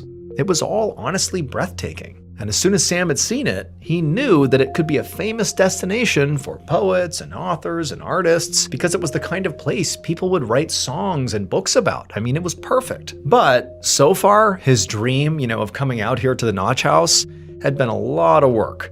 The house was large, but really old, and it had been abandoned for a while before he and his family got there, so it was in really bad shape and quite dilapidated. Sam had hired 2 men to live on the property and help him fix it up, and they'd already done some work to expand the house and the barn to accommodate more travelers.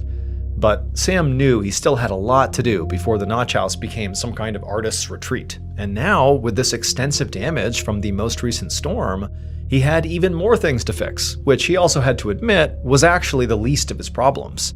Because as he and his wife Polly looked around at the aftermath of the storm, he knew really he was lucky that their house was even still standing, and that he and his family were even still alive. I mean, that storm was catastrophic. And as Sam thought about how close they'd come to death, his heart began to race. I mean, he wondered if Polly was right, and they should really at this point just pack the family up and go back to simple farming because it was safer. But leaving meant sort of admitting failure. His big dream would be over. There would be no artist's retreat, no tourist mecca.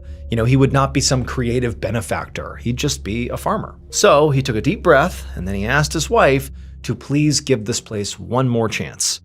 He promised he would do everything he possibly could to not just repair the property, but also make it safe and secure so it could withstand whatever the mountain threw at them. And Polly hesitated, but ultimately she believed in her husband, and she nodded in agreement. For the next 2 months, Sam and his 2 hired workers worked practically around the clock repairing the damage from the storm. They fixed up windows and shingles and cleared away all the debris, which took forever. And then once all the repairs were done, Sam continued working, but now he focused on improving the property. As the weeks passed by, he worked very hard to build his family a very secure home so they'd be much safer against future storms. He reinforced walls and built a whole new roof and mapped out disaster scenarios so that he and his family would always be prepared. One disaster scenario that he was especially concerned about was the large boulder that was right behind their house. He was worried that if there was another big rock slide, that boulder might just topple onto them and crush them. And he and his workers soon realized that they couldn't actually move the boulder. It was just way too big. But in the end, they found a very creative way to make sure it would not be dangerous. And while Sam did all this work, he started to feel a lot better about everything. Each security measure he put in place was proof that he didn't have to sacrifice his ambitions for his family's safety. He could have both. A few weeks later, on the night of August 28th, Sam Willie stood by a downstairs window watching another wild storm rage outside. Heavy rain pummeled the glass, and Sam could hear powerful wind battering the sides of the house. It was pitch black out, but every now and then there was a burst of lightning that would light the whole valley up for a few seconds before it went dark again. Each time this happened, a crash of thunder would follow that was so loud it shook the house down to its foundation. Behind Sam, Polly, along with their 5 kids and the 2 men that were working on the property, were all sitting at the kitchen table. And Polly and the kids in particular were very scared, and the whole group were reading Bible verses, in these kind of frantic hushed tones, like they were trying to, will the storm to be over and to cling on to their faith, to pray that they'd be okay. Sam could hear the fear in his wife's voice, and he really couldn't blame her, because this was quite possibly the strongest storm that either of them had ever seen out here. It It was even bigger than that one that completely destroyed their property over the summer. The rain seemed impossibly powerful, coming down so hard and so fast that the river had already overflowed. And each time there was a burst of lightning, Sam could see the water levels were getting higher and higher almost by the second. And so Sam was admittedly quite scared himself. He tried to keep that in, but his heart was racing and he was really anxious. But he told himself that this was the moment he'd prepared for all summer long. I mean, this was it. He had done so much work to make sure this was a safe place during storms. And he felt like they'd be okay. But at the same time, the deafening sounds outside and the terrified voices of Polly and his kids were making it really hard to believe that was actually true, that they were really okay here. So for a little while, Sam just kept looking out the window, listening to his family behind him, but then eventually he turned around and as calm as he could, he told them all to go to bed. It was going to be fine. He would stay up and keep watch. Polly, who was visibly still very scared, nodded and got up and went off with the kids.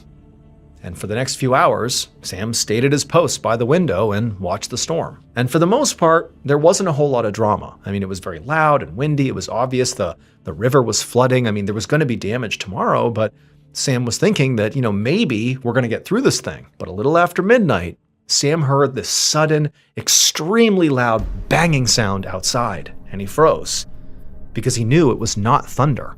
It sounded more like an explosion. Almost immediately, Sam knew what it had to have been. The barn must have collapsed. And thinking that this storm had just taken out an entire building that he had reinforced for a storm, turned Sam's worry into outright panic. And so Sam screams for his wife and the workers and his kids to wake up, that it's not safe, get away from the windows, we have to find cover.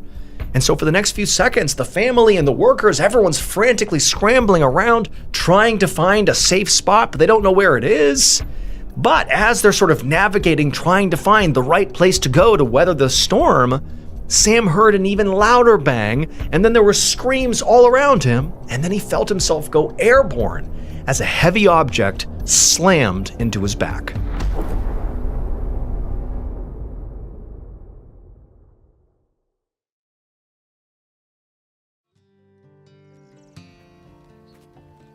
The following evening, an exhausted traveler named John Barker walked down that road in the direction of the Notch house where the Willies lived. So John was a merchant, and he was passing through the White Mountains on his way home after a business trip.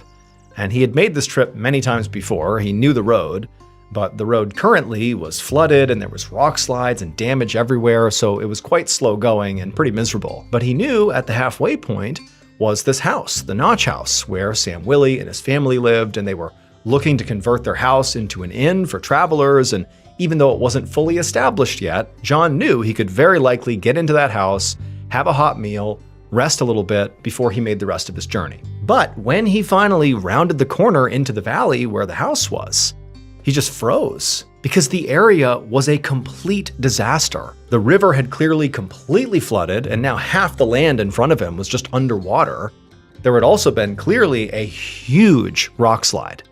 The barn was only half standing, and the field in front of the Willies was completely buried in rocks and mountain debris. But the truly astonishing thing was that in the middle of all this destruction and ruin, the Willies' house was still standing. And as John maneuvered his way closer to it, he realized it was more than just intact.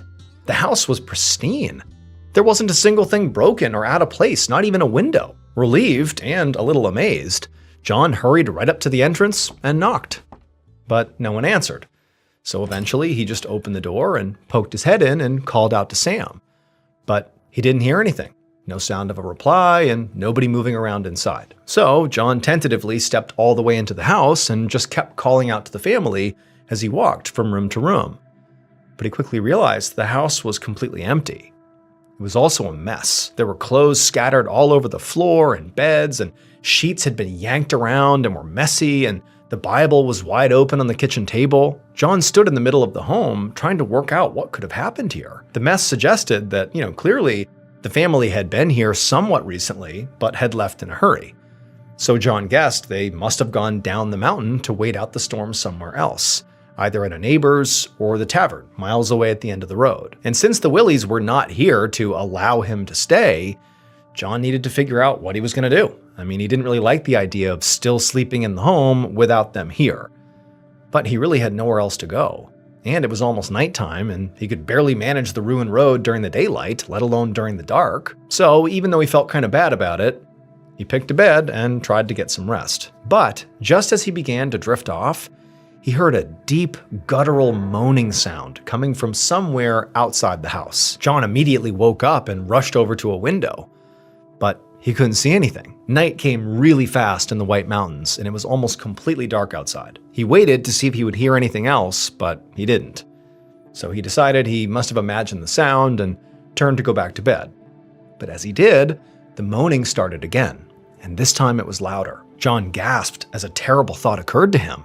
He wondered if maybe the sound was one of the Willies and that they hadn't actually left the property, but were maybe outside, injured or in trouble because of this storm. So John sprinted outside, but again, it was pitch black outside and he didn't have any kind of light to help guide his way. And so once he was out there, he just began shouting out, calling out to whoever it was, asking if they needed help. And eventually, the horrible moaning answered him. But the moaning kind of echoed all over the valley, so John couldn't pinpoint where it was actually coming from, other than it clearly being outside somewhere. After frantically looking around and not finding whoever it was, John realized that finding the injured person was going to be impossible right now. It was just too dark, and he would unfortunately have to wait until the morning. So, very reluctantly, John went back inside the house, and for hours he just sat in bed and listened to the moaning continue outside. Finally, in the morning, when the first bit of sun peeked over the mountain ridge, John hurried right outside to look around. And this time, he quickly found the source of that moaning sound. It was one of the Willie's oxen, moaning in pain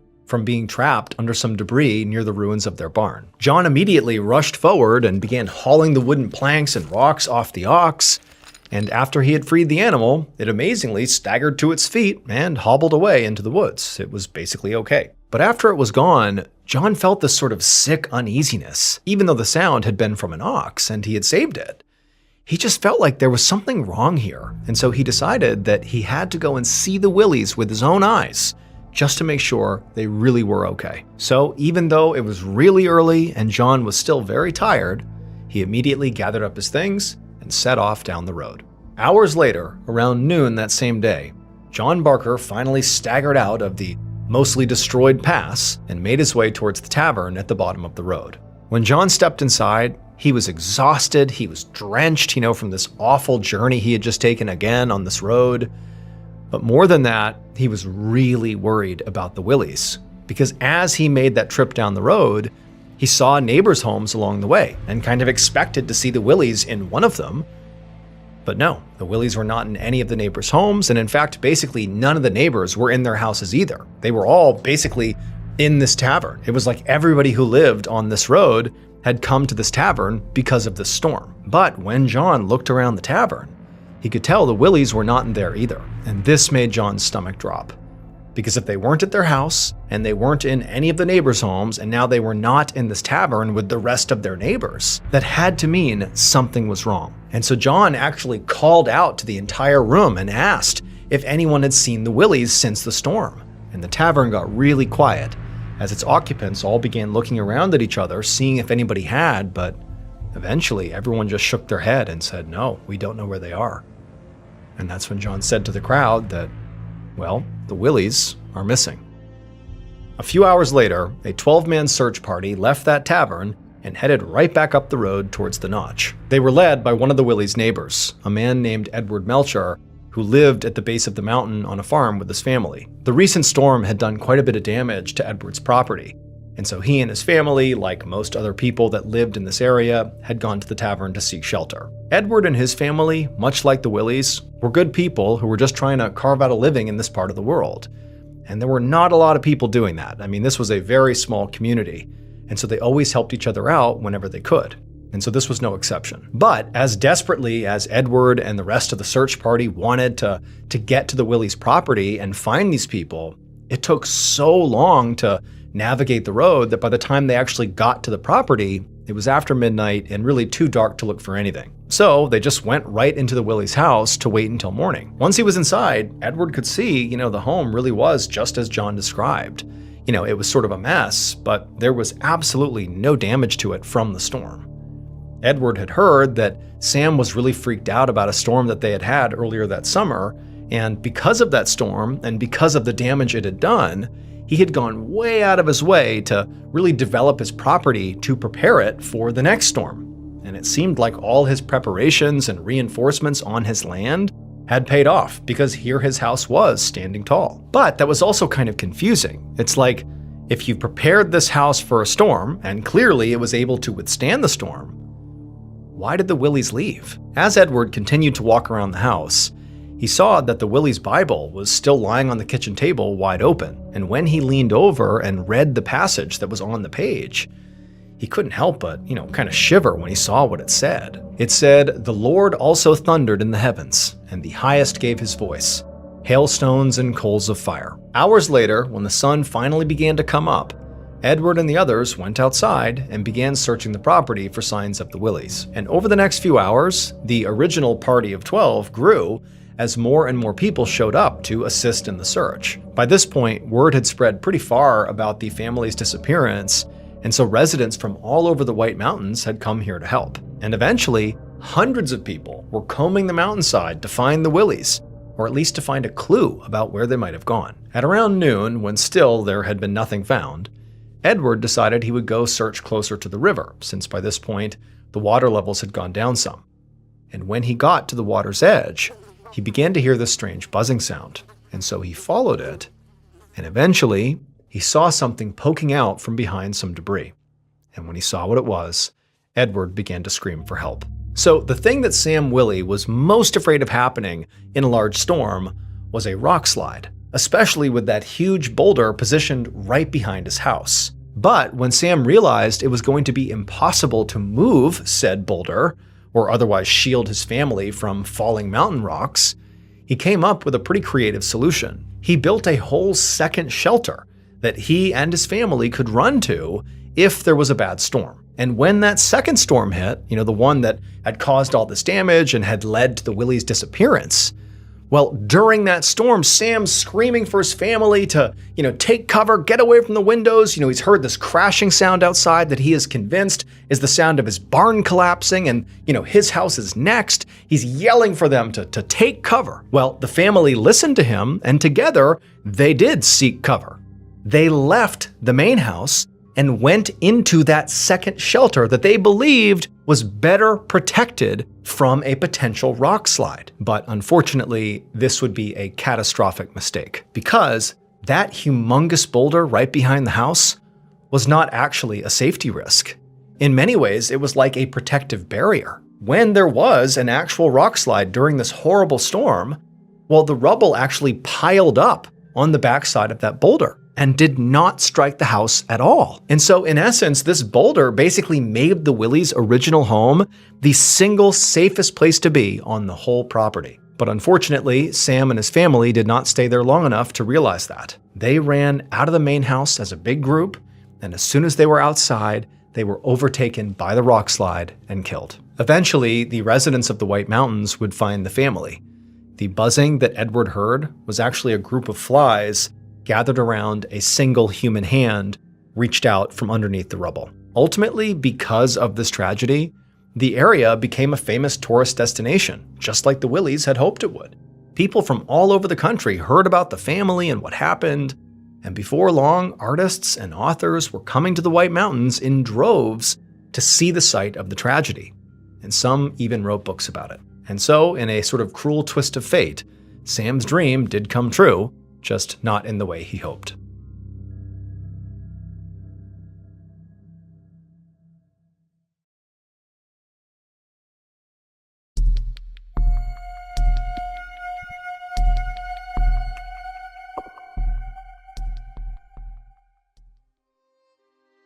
On one of the last nights in December of 1678, Marie Bosse sat at a large table at a friend's dinner party in the city of Paris, France. The table was crowded with other party guests, and they were all listening to Marie as she told story after story about her life and her career. So Marie was a fortune teller, which meant, at least according to her, that she could read people's futures, usually by reading their palms or using crystals. And Marie was actually quite good at doing this, in the sense that whenever she told someone what their future was going to be, she typically was right, which was why, out of the 400-something fortune tellers in Paris at the time, she had some of the best and most important clients in the whole city. People like royalty and wives of very high-up government members and other very wealthy people of high society. And it was a big deal for Marie to even be in the same room as some of these kinds of people, because she did not come for money. Actually, there was a time where she almost had to live out on the streets, because years ago, when her husband died, she was left alone with her 3 kids and really no way to provide for them. But she'd worked very hard and actually ended up thriving. Her kids had grown up and she turned her fortune-telling talents into a real business. She'd been so successful that she really was maybe about 3 clients away from being able to retire. And Marie was not one to just sit back and let those clients magically find her. She was a self-made woman and knew it was very important to go out and find those clients herself. And so that's why she was at this party now. It was being hosted by a friend of hers who was also in the fortune-telling scene, and so many of the guests at this table were new potential clients that Marie really hoped to impress. So that's what Marie was trying to do now, to try to be very impressive. She was telling the other guests all these incredible tales about working with the rich and the famous. But the problem was, in addition to these fabulous stories she was telling, what was also coming through very clearly to the audience was that Marie was very drunk. So Marie was loud and talkative in general, and that extroverted attitude really helped her get clients typically. But when she got drunk, she was even more talkative than normal. And sometimes it also made her a bit inappropriate. Right now, though, she felt like she was on a roll, because her stories were drawing gasps and laughs, and the guests were pushing her to tell them more and more. But there was at least one person in the crowd that seemed bothered by what Marie was saying: the hostess of the party. The hostess kept silently glaring at Marie from the other end of the table. It was like she was silently trying to tell her to shut up. But Marie figured she knew why she was acting that way. I mean, the hostess was also a fortune teller, and so she must just be jealous. Marie's getting all this attention and potential new clients, and this wasn't even her party. Like, she just got to be jealous. So Marie ignored the glares and just kept on talking until dinner was over. And then after that, the party ended, and Marie staggered off to bed. When Marie woke up the next day, her head was absolutely pounding, and her stomach was in knots. I mean, she was severely hungover from drinking the night before. She didn't remember a whole lot about what had happened the night before, but she did remember telling a lot of stories. And she remembered that while she was telling these stories, the hostess was angrily glaring at her the whole time. And now that she was sober, a terrible thought popped into her head. She wondered if she'd said or done something that was embarrassing. What if the table wasn't laughing with her? What if they were laughing at her? And what if, the hostess glaring at her was some sort of signal to stop because she was hurting herself? And so this thought that, somehow she had done real damage to her reputation, her career, from being too drunk, continued to weigh on her throughout the entire day and into the following evening, until that night when she was in her kitchen making some dinner with her adult daughter, and there was a knock at her door. Marie hurried to open it up, and when she did, she found a young woman standing on her front steps. The woman seemed incredibly nervous and kept fidgeting and smoothing her hair. And she told Marie that she had gotten her name from someone Marie had met at that dinner party and was hoping that Marie could help her. And when she heard this, Marie smiled and exhaled out all the tension she'd been holding up over the last day. This was a huge relief to Marie. It was proof that the dinner party had not been a total embarrassment, despite the hostess glaring at her the whole time. That clearly, here she is getting a new client. She must have impressed at least this woman, and maybe there were more, like it had been a success. So very excitedly, she invited the young woman inside and led her to the area of her home where Marie conducted her business and read people's fortunes. This room had lots of strange objects placed all around it, like jars and crystals and bottles of potions and decks of cards to make the area feel mystical and authentic. The two of them eventually sat down at Marie's small table in the middle of this room, and once they were sitting, the woman told Marie that she did want her fortune told because she had a terribly abusive husband, and she wanted to know how much longer she would have to put up with his cruelty. This didn't surprise Marie. She'd seen a lot of nervous, frail women like this one who were completely trapped in their marriages.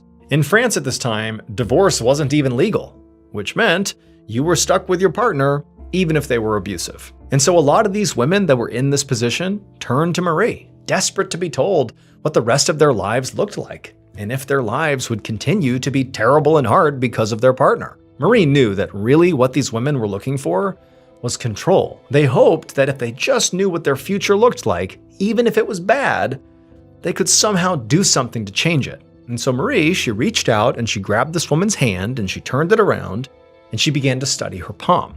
Marie was trying to get a sense of what the future held for this woman by reading her palm. And pretty soon, Marie got this feeling in her gut. She felt sure that this woman actually was going to be okay. And Marie told the woman that her husband's abuse would end soon. Then she gave her some tips on what to do in the meantime. The woman was visibly relieved and thanked Marie profusely, and then when she was gone, Marie smiled. Not just because she had helped this woman, but also because, after this job, Marie would only need 2 more clients before she had enough money to retire. A few days later, on January 4th, Marie woke up to somebody banging on her door. She figured it must be a very desperate client, so she rolled out of bed and started walking to go answer it. But before she could get there, the door flew open and the Parisian police poured inside. Marie staggered back and just stared at them in complete shock. She had no idea what they were doing there, but they immediately just grabbed her and said she was under arrest. Marie screamed in protest and said there had to be some mistake here. She hadn't done anything wrong. And when they didn't listen to her, she got furious and demanded to be released. She told them that she was Marie Boss, and she had friends in high places like Parliament and noble circles. They could vouch for her and say that she was an honest person who just worked hard and was good for her clients and good for the city. But as she was ranting and raving, one of the officers stepped in front of her, and without reacting to what she was saying, they just showed her an object that Marie instantly recognized as having come from her fortune-telling room. And at this, her heart sank and she stopped struggling, because Marie knew that she was now in very, very big trouble. And if she was in trouble, then so were many, many other people in Paris. After Marie was arrested, she was brought to a prison in Paris called the Bastille, where she was interrogated by torture. And since Marie was already a talker, she quickly told the police everything they wanted to know. And after Marie did that, all hell broke loose. Hordes of police officers fanned out through the whole city, charging into homes and businesses all around Paris, arresting civilians, business owners, and housewives. Then they flooded the hall of the city's government and demanded high-ranking officials in parliament surrender their wives to authorities, throwing the Parisian government into absolute chaos. And even after all of that, the authorities still weren't finished.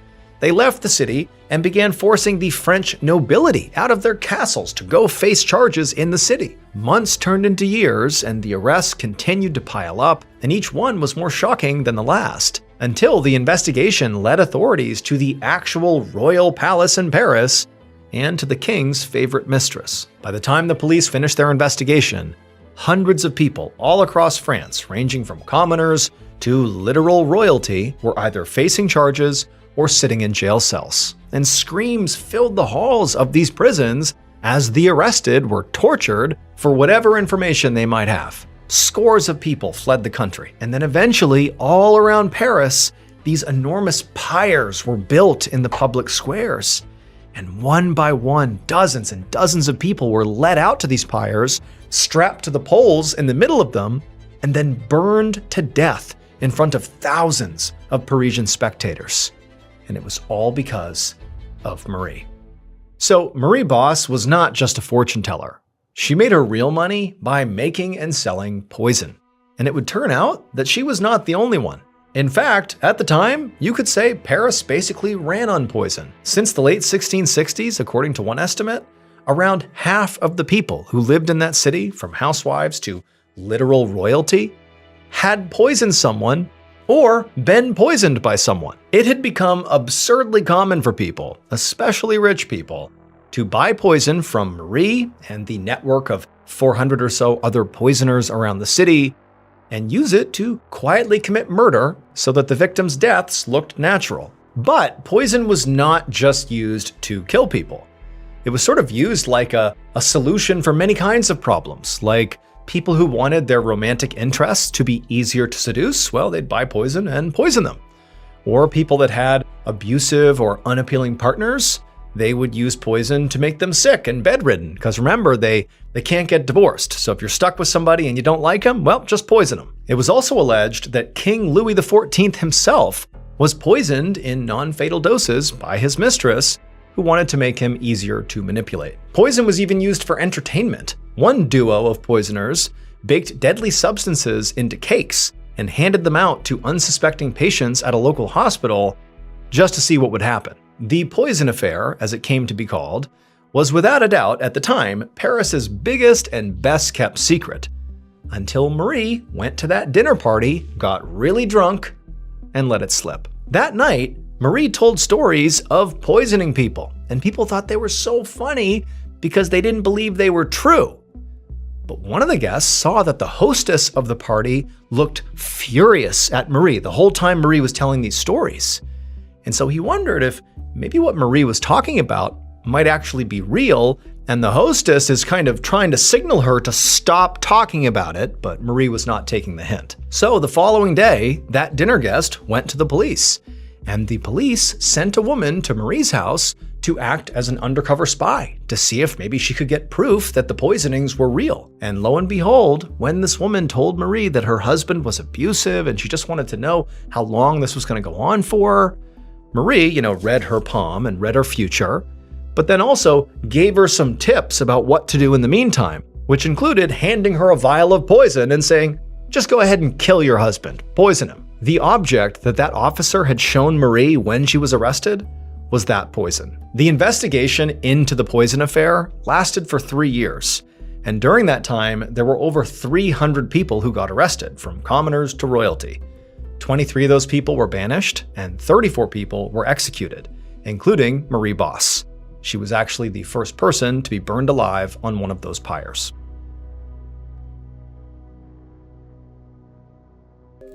On the night of June 1st, 2018, 68-year-old Nancy Crampton Brophy sat in bed with her computer on her lap in the home she shared with her husband in the suburb of Beaverton, Oregon. Nancy was trying to work on her newest book, but for some reason, she just couldn't focus on the chapters she was writing. So Nancy was a romance writer who had actually finished 11 novels, and she also ran a blog with some other romance writers who lived in the area.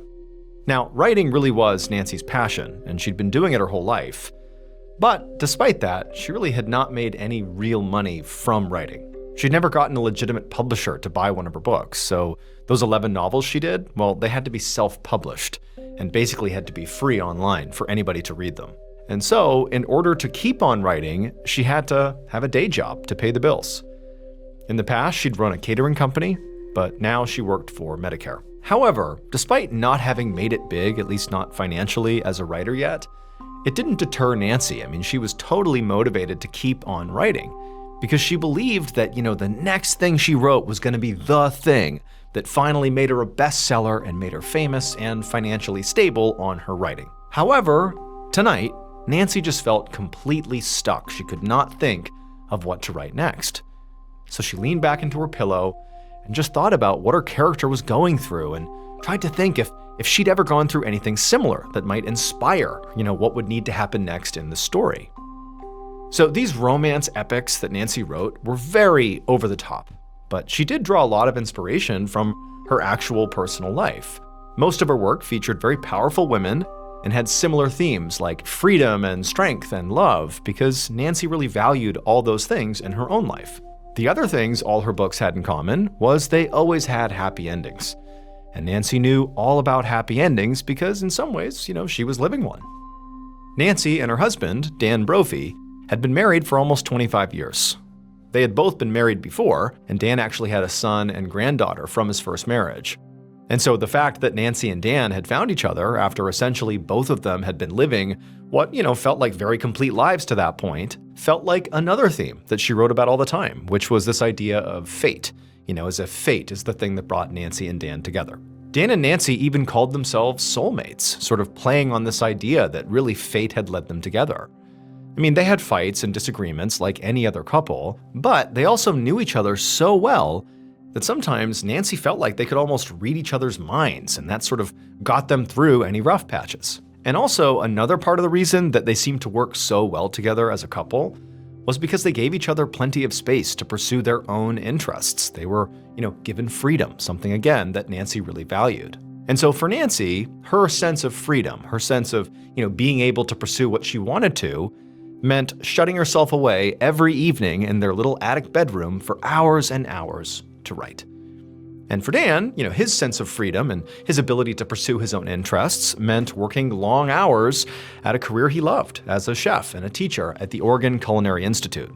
Just like Nancy was sort of obsessed with writing, Dan was obsessed with food and cooking. And when he was not in a kitchen, he was often out in the backyard of his and Nancy's house, raising chickens and working in his garden, or maybe on a trip into the Oregon woods to forage for mushrooms. But tonight, despite how happy Nancy's life was and how secure she felt in her own relationship, none of that really mattered relative to what she was trying to do, which was write this book. She just was not able to do it. And as she continued to struggle with writer's block, her mind kind of spiraled off into more sort of pessimistic thinking, and she began thinking about, the money problems that recently had begun to take a toll on both her and Dan. Neither Nancy nor Dan had ever made particularly high salaries, and their finances had always been pretty tight, so that was kind of normal for their relationship. But about 2 years ago, they'd gotten really behind on credit card debt, and that extra debt threw everything else out of whack, and at one point they actually had not even been able to afford their mortgage. Now, realistically, things were actually more under control now. Nancy and Dan had taken a chunk of money from Dan's retirement account to pay off some of this debt, and they'd also made the decision to sell the house they were in now, and downsize, which Nancy actually was kind of excited about. With these lower overhead costs, it would likely mean that she would get to quit her day job and just pursue her passion, writing, and also pursue being the best grandmother she possibly could be. So in a way, things were starting to look up, at least in terms of, their financial situation. But Nancy knew, especially tonight, that she couldn't just forget about the fact that they had these problems. She couldn't just pretend they weren't there. In fact, tonight, the reason Dan was not home when normally he would be is because recently Dan had picked up a second job cooking for an assisted living facility, and he had picked it up to help pay off this debt. So it really was sort of beginning to infect their whole lives, this debt. He was working for a friend of theirs. It was a woman whose name was Mrballen. And the job wasn't bad exactly, but it definitely was not Dan's dream job either. But just then, as Nancy's having all these kind of conflicting and sort of bad thoughts, she heard the front door open and realized that Dan must be home. So she slammed her laptop shut, figured she would attack this later, and she went downstairs to meet him. Nancy got to the front door just as Dan was taking off his boots and coming into the house. And she quickly gave him a kiss and asked how his shift went. But Dan just kind of grunted and said, fine. And then he disappeared into the kitchen to make some food. Dan had always been a pretty gruff person, but to Nancy, it was sort of part of his charm. He was blunt and a little socially awkward, but his love language was food. And so he made her elaborate meals to show her that he cared about her, and she knew that. Nancy did know that other people didn't really understand Dan and often took his mannerisms and gruffness the wrong way. In fact, at the last school where he taught, he'd gotten fired because of his bad attitude. And at the Culinary Institute where he was currently teaching, a group of students had complained that he was way too tough and had impossible standards. Now, Nancy did worry about this. She understood Dan, she knew what he was like. But the reality here is that if he loses his job or multiple jobs here, they're going to be in a bad spot financially. And again, they have these financial problems that they're working through, but that would be really bad. And then also on top of that, this was sort of buried in the back of Nancy's mind, is she had this fear that, Dan was going to upset the wrong person. It just seemed like he kind of made people mad everywhere he went, and who knows? A student could snap and try to hurt him. And so maybe it was just the stress kind of coming through as she can't write and they have money problems. But on this night, she just had this feeling of I hope he's going to be okay here. I hope he isn't going to make more people mad and jeopardize his own safety. And so Nancy goes to Dan in the kitchen and she kind of tries to lighten the mood and just ask him how the day went, nothing too crazy. But she noticed that Dan's attitude was really bad. Like, even by his standards, he was really being quite rude. And Nancy knew that very likely the reason for this is because he had to work the second job because they were in debt. And so Nancy tried to be understanding, but as Dan got grouchier and grouchier over the course of the next few minutes, Nancy just started to feel like he was being rude to her and it was totally unnecessary. And it's like, she's in this with him. Why are you treating me so badly? Eventually, Dan finished making his snack, and it was big enough that he put some on a plate for Nancy as well, and he handed it to her. And this made Nancy smile, even though she was kind of annoyed with Dan, because it felt like, oh, the old Dan's back. Giving me food is his way of showing me he loves me. And so they ultimately sat down together, and they ate, and they chatted a little bit before Dan said, "I'm tired, I'm going to bed."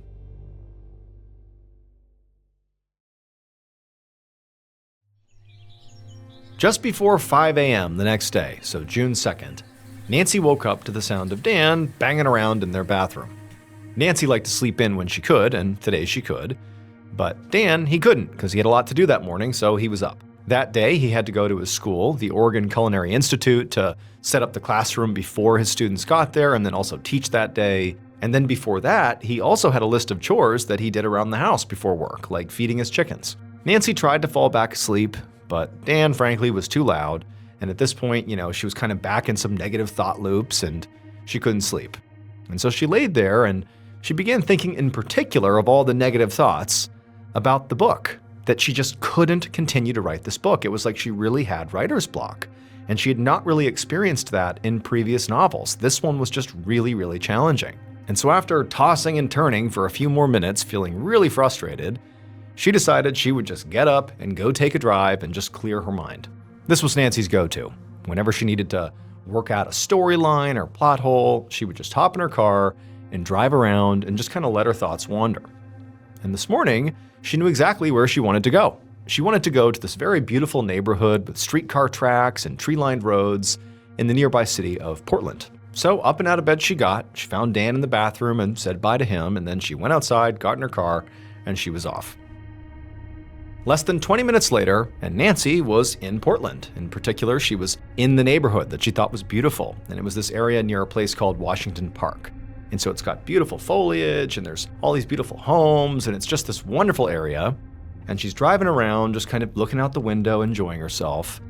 And then she had this sort of pang of jealousy, because Dan's school, where he worked, was roughly in this area. And so he got to go through here every morning, and she suddenly felt like, man, I wish I could do that.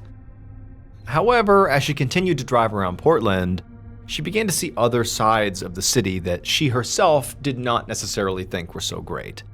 In particular, she drove through an area where there were all these tents on the streets, where people who were displaced or potentially homeless, that's where they were living. And, they were making the best of it, but from her perspective, this represented danger. And in fact, there'd been a whole lot more drug and criminal activity in this area lately that sort of coincided with more and more of these tents popping up around town. And this had actually really bothered Dan. He was worried about this. However, the way Dan had responded, ultimately, beyond just telling Nancy about his concerns, is he had recently started this outreach program where he took extra food from his school and he gave it to a local church to help feed the homeless. Now, Nancy and Dan both thought this was a great idea, and it seemed like, giving back in that way was exactly the right way to respond to what really amounted to a homelessness crisis in the city. But for Nancy, who worried about Dan, she couldn't help but feel like, I kind of wish he wasn't really getting involved. Like, I don't really want him in this part of town. I want him home and safe, or just at his school and safe there. And she just had this growing sense of dread that something was going to happen to Dan. But as Nancy is having seemingly like 10 thoughts all at once in all different directions, she suddenly has an epiphany. She has this moment of absolute clarity about how to write her book. It was like all these elements came together and were showing her the way. And so in an instant, she turned back around and she drove back home to get to work. When Nancy got back to her house, she saw that Dan was already gone, which meant he was off to work at the Culinary Institute, which meant Dan was sort of, back into the dangerous part of town, potentially, surrounded by these homeless people that could potentially harm him. At least that's where her head was going. But she told herself she needed to focus. She needed to just do the writing while she had this moment of clarity. And so she rushes up to her bedroom and she spends the next 2+ hours just writing nonstop. But then at around 10 a.m. that morning, her concentration was broken when her cell phone rang. And when she answered it, she was very surprised to hear one of Dan's colleagues from the Institute on the other line. And the colleague sounded totally frantic, and she told Nancy that Dan was not at the school, and she had heard there was a shooting at the school this morning. And so she was just worried about Dan. She had to make sure he was okay. She said she had tried to call Dan to see what was going on, but he hadn't answered, and so she was hoping that Nancy would know where he was. When Nancy heard this, it was like immediately her mind exploded with all the worst possible case scenarios that could be playing out here. But, she took a deep breath and tried to stay calm, and she told this colleague, although she was not confident this was true, but she told the colleague, likely Dan is just in the middle of a lesson, and that's why he's not picking up his phone. He's probably just fine. The colleague sort of agreed and decided they would sort of wait and see if maybe Dan got back in touch with them. But as soon as Nancy hung up the phone, she threw her laptop aside and ran downstairs and turned on the TV. And as she was flipping through channels looking for the news to find out more about the shooting, she also grabbed her phone and called Dan. But it rang and went to voicemail. So she hung up, she tried it again, but again he didn't answer, and so she texted him, but he didn't text back. At this point, the news was now on the TV, and as Nancy took stock of what she was seeing on the screen, she was horrified. Because it was all these images, from helicopters and from reporters showing Dan's school with all these police and all these news crews outside. I mean, clearly something had happened at the school. And she had just spoken to the colleague who said there was maybe the shooting. And so she raised the volume to see if they would maybe say, was it a shooting? Did somebody get shot? Who got shot? Who did the shooting? What happened? But nobody was saying anything that clarified it, just that something had happened at the school. And so at this point, Nancy couldn't wait any longer. She grabbed her keys, rushed out to her car, and she sped towards Dan's school. Less than 20 minutes later, Nancy drove through that same beautiful neighborhood that she had been in that morning in Portland. But this time, instead of admiring the scenery, she was laser focused on trying to find out if Dan was okay. She was calling and texting him, and she was cycling through the radio to hear any news broadcast about what had actually happened here, to make sure Dan was not involved in it in any way. But at this point, all she had learned from the news was that there really had been a shooting at the Oregon Culinary Institute. But that was it. There was no other information. And so by the time Nancy actually got to the school, she was such a nervous wreck. She was so anxious. She was nauseous. Her hands ached from having white-knuckled the steering wheel on the drive over. I mean, she was a mess. As Nancy looked around, all she saw was the sea of police officers and other first responders, and all this crime scene tape had been put out, and all these reporters. I mean, it was total madness. But in the chaos, and despite her anxiety, Nancy was able to identify a couple of people in this big crowd that she recognized. They were colleagues of Dan's. And so she rushed over to them to ask them questions about where her husband was, what's going on. But as she ran up some stairs to get over to these other colleagues, they saw her coming, and all of them just kind of looked away, like they couldn't look her in the eye. Nancy didn't know what to do, but clearly picked up on the signal, and so instead of talking to them, she turned course and went to the nearest police officer, and she said, "My name is Nancy Crampton Brophy. Dan Brophy is my husband. He works here. I can't get in touch with him. Is he okay?" And as soon as she said this, the officers told her to just wait right here. They'll be right back. And then Nancy, she's standing there as these officers leave, and they come back with these two other men who are wearing dark suits. And those men walk up to her and they introduce themselves and they say, "Nancy, we're homicide detectives," and that her husband, Dan Brophy, was the man who was shot on campus and that he was dead.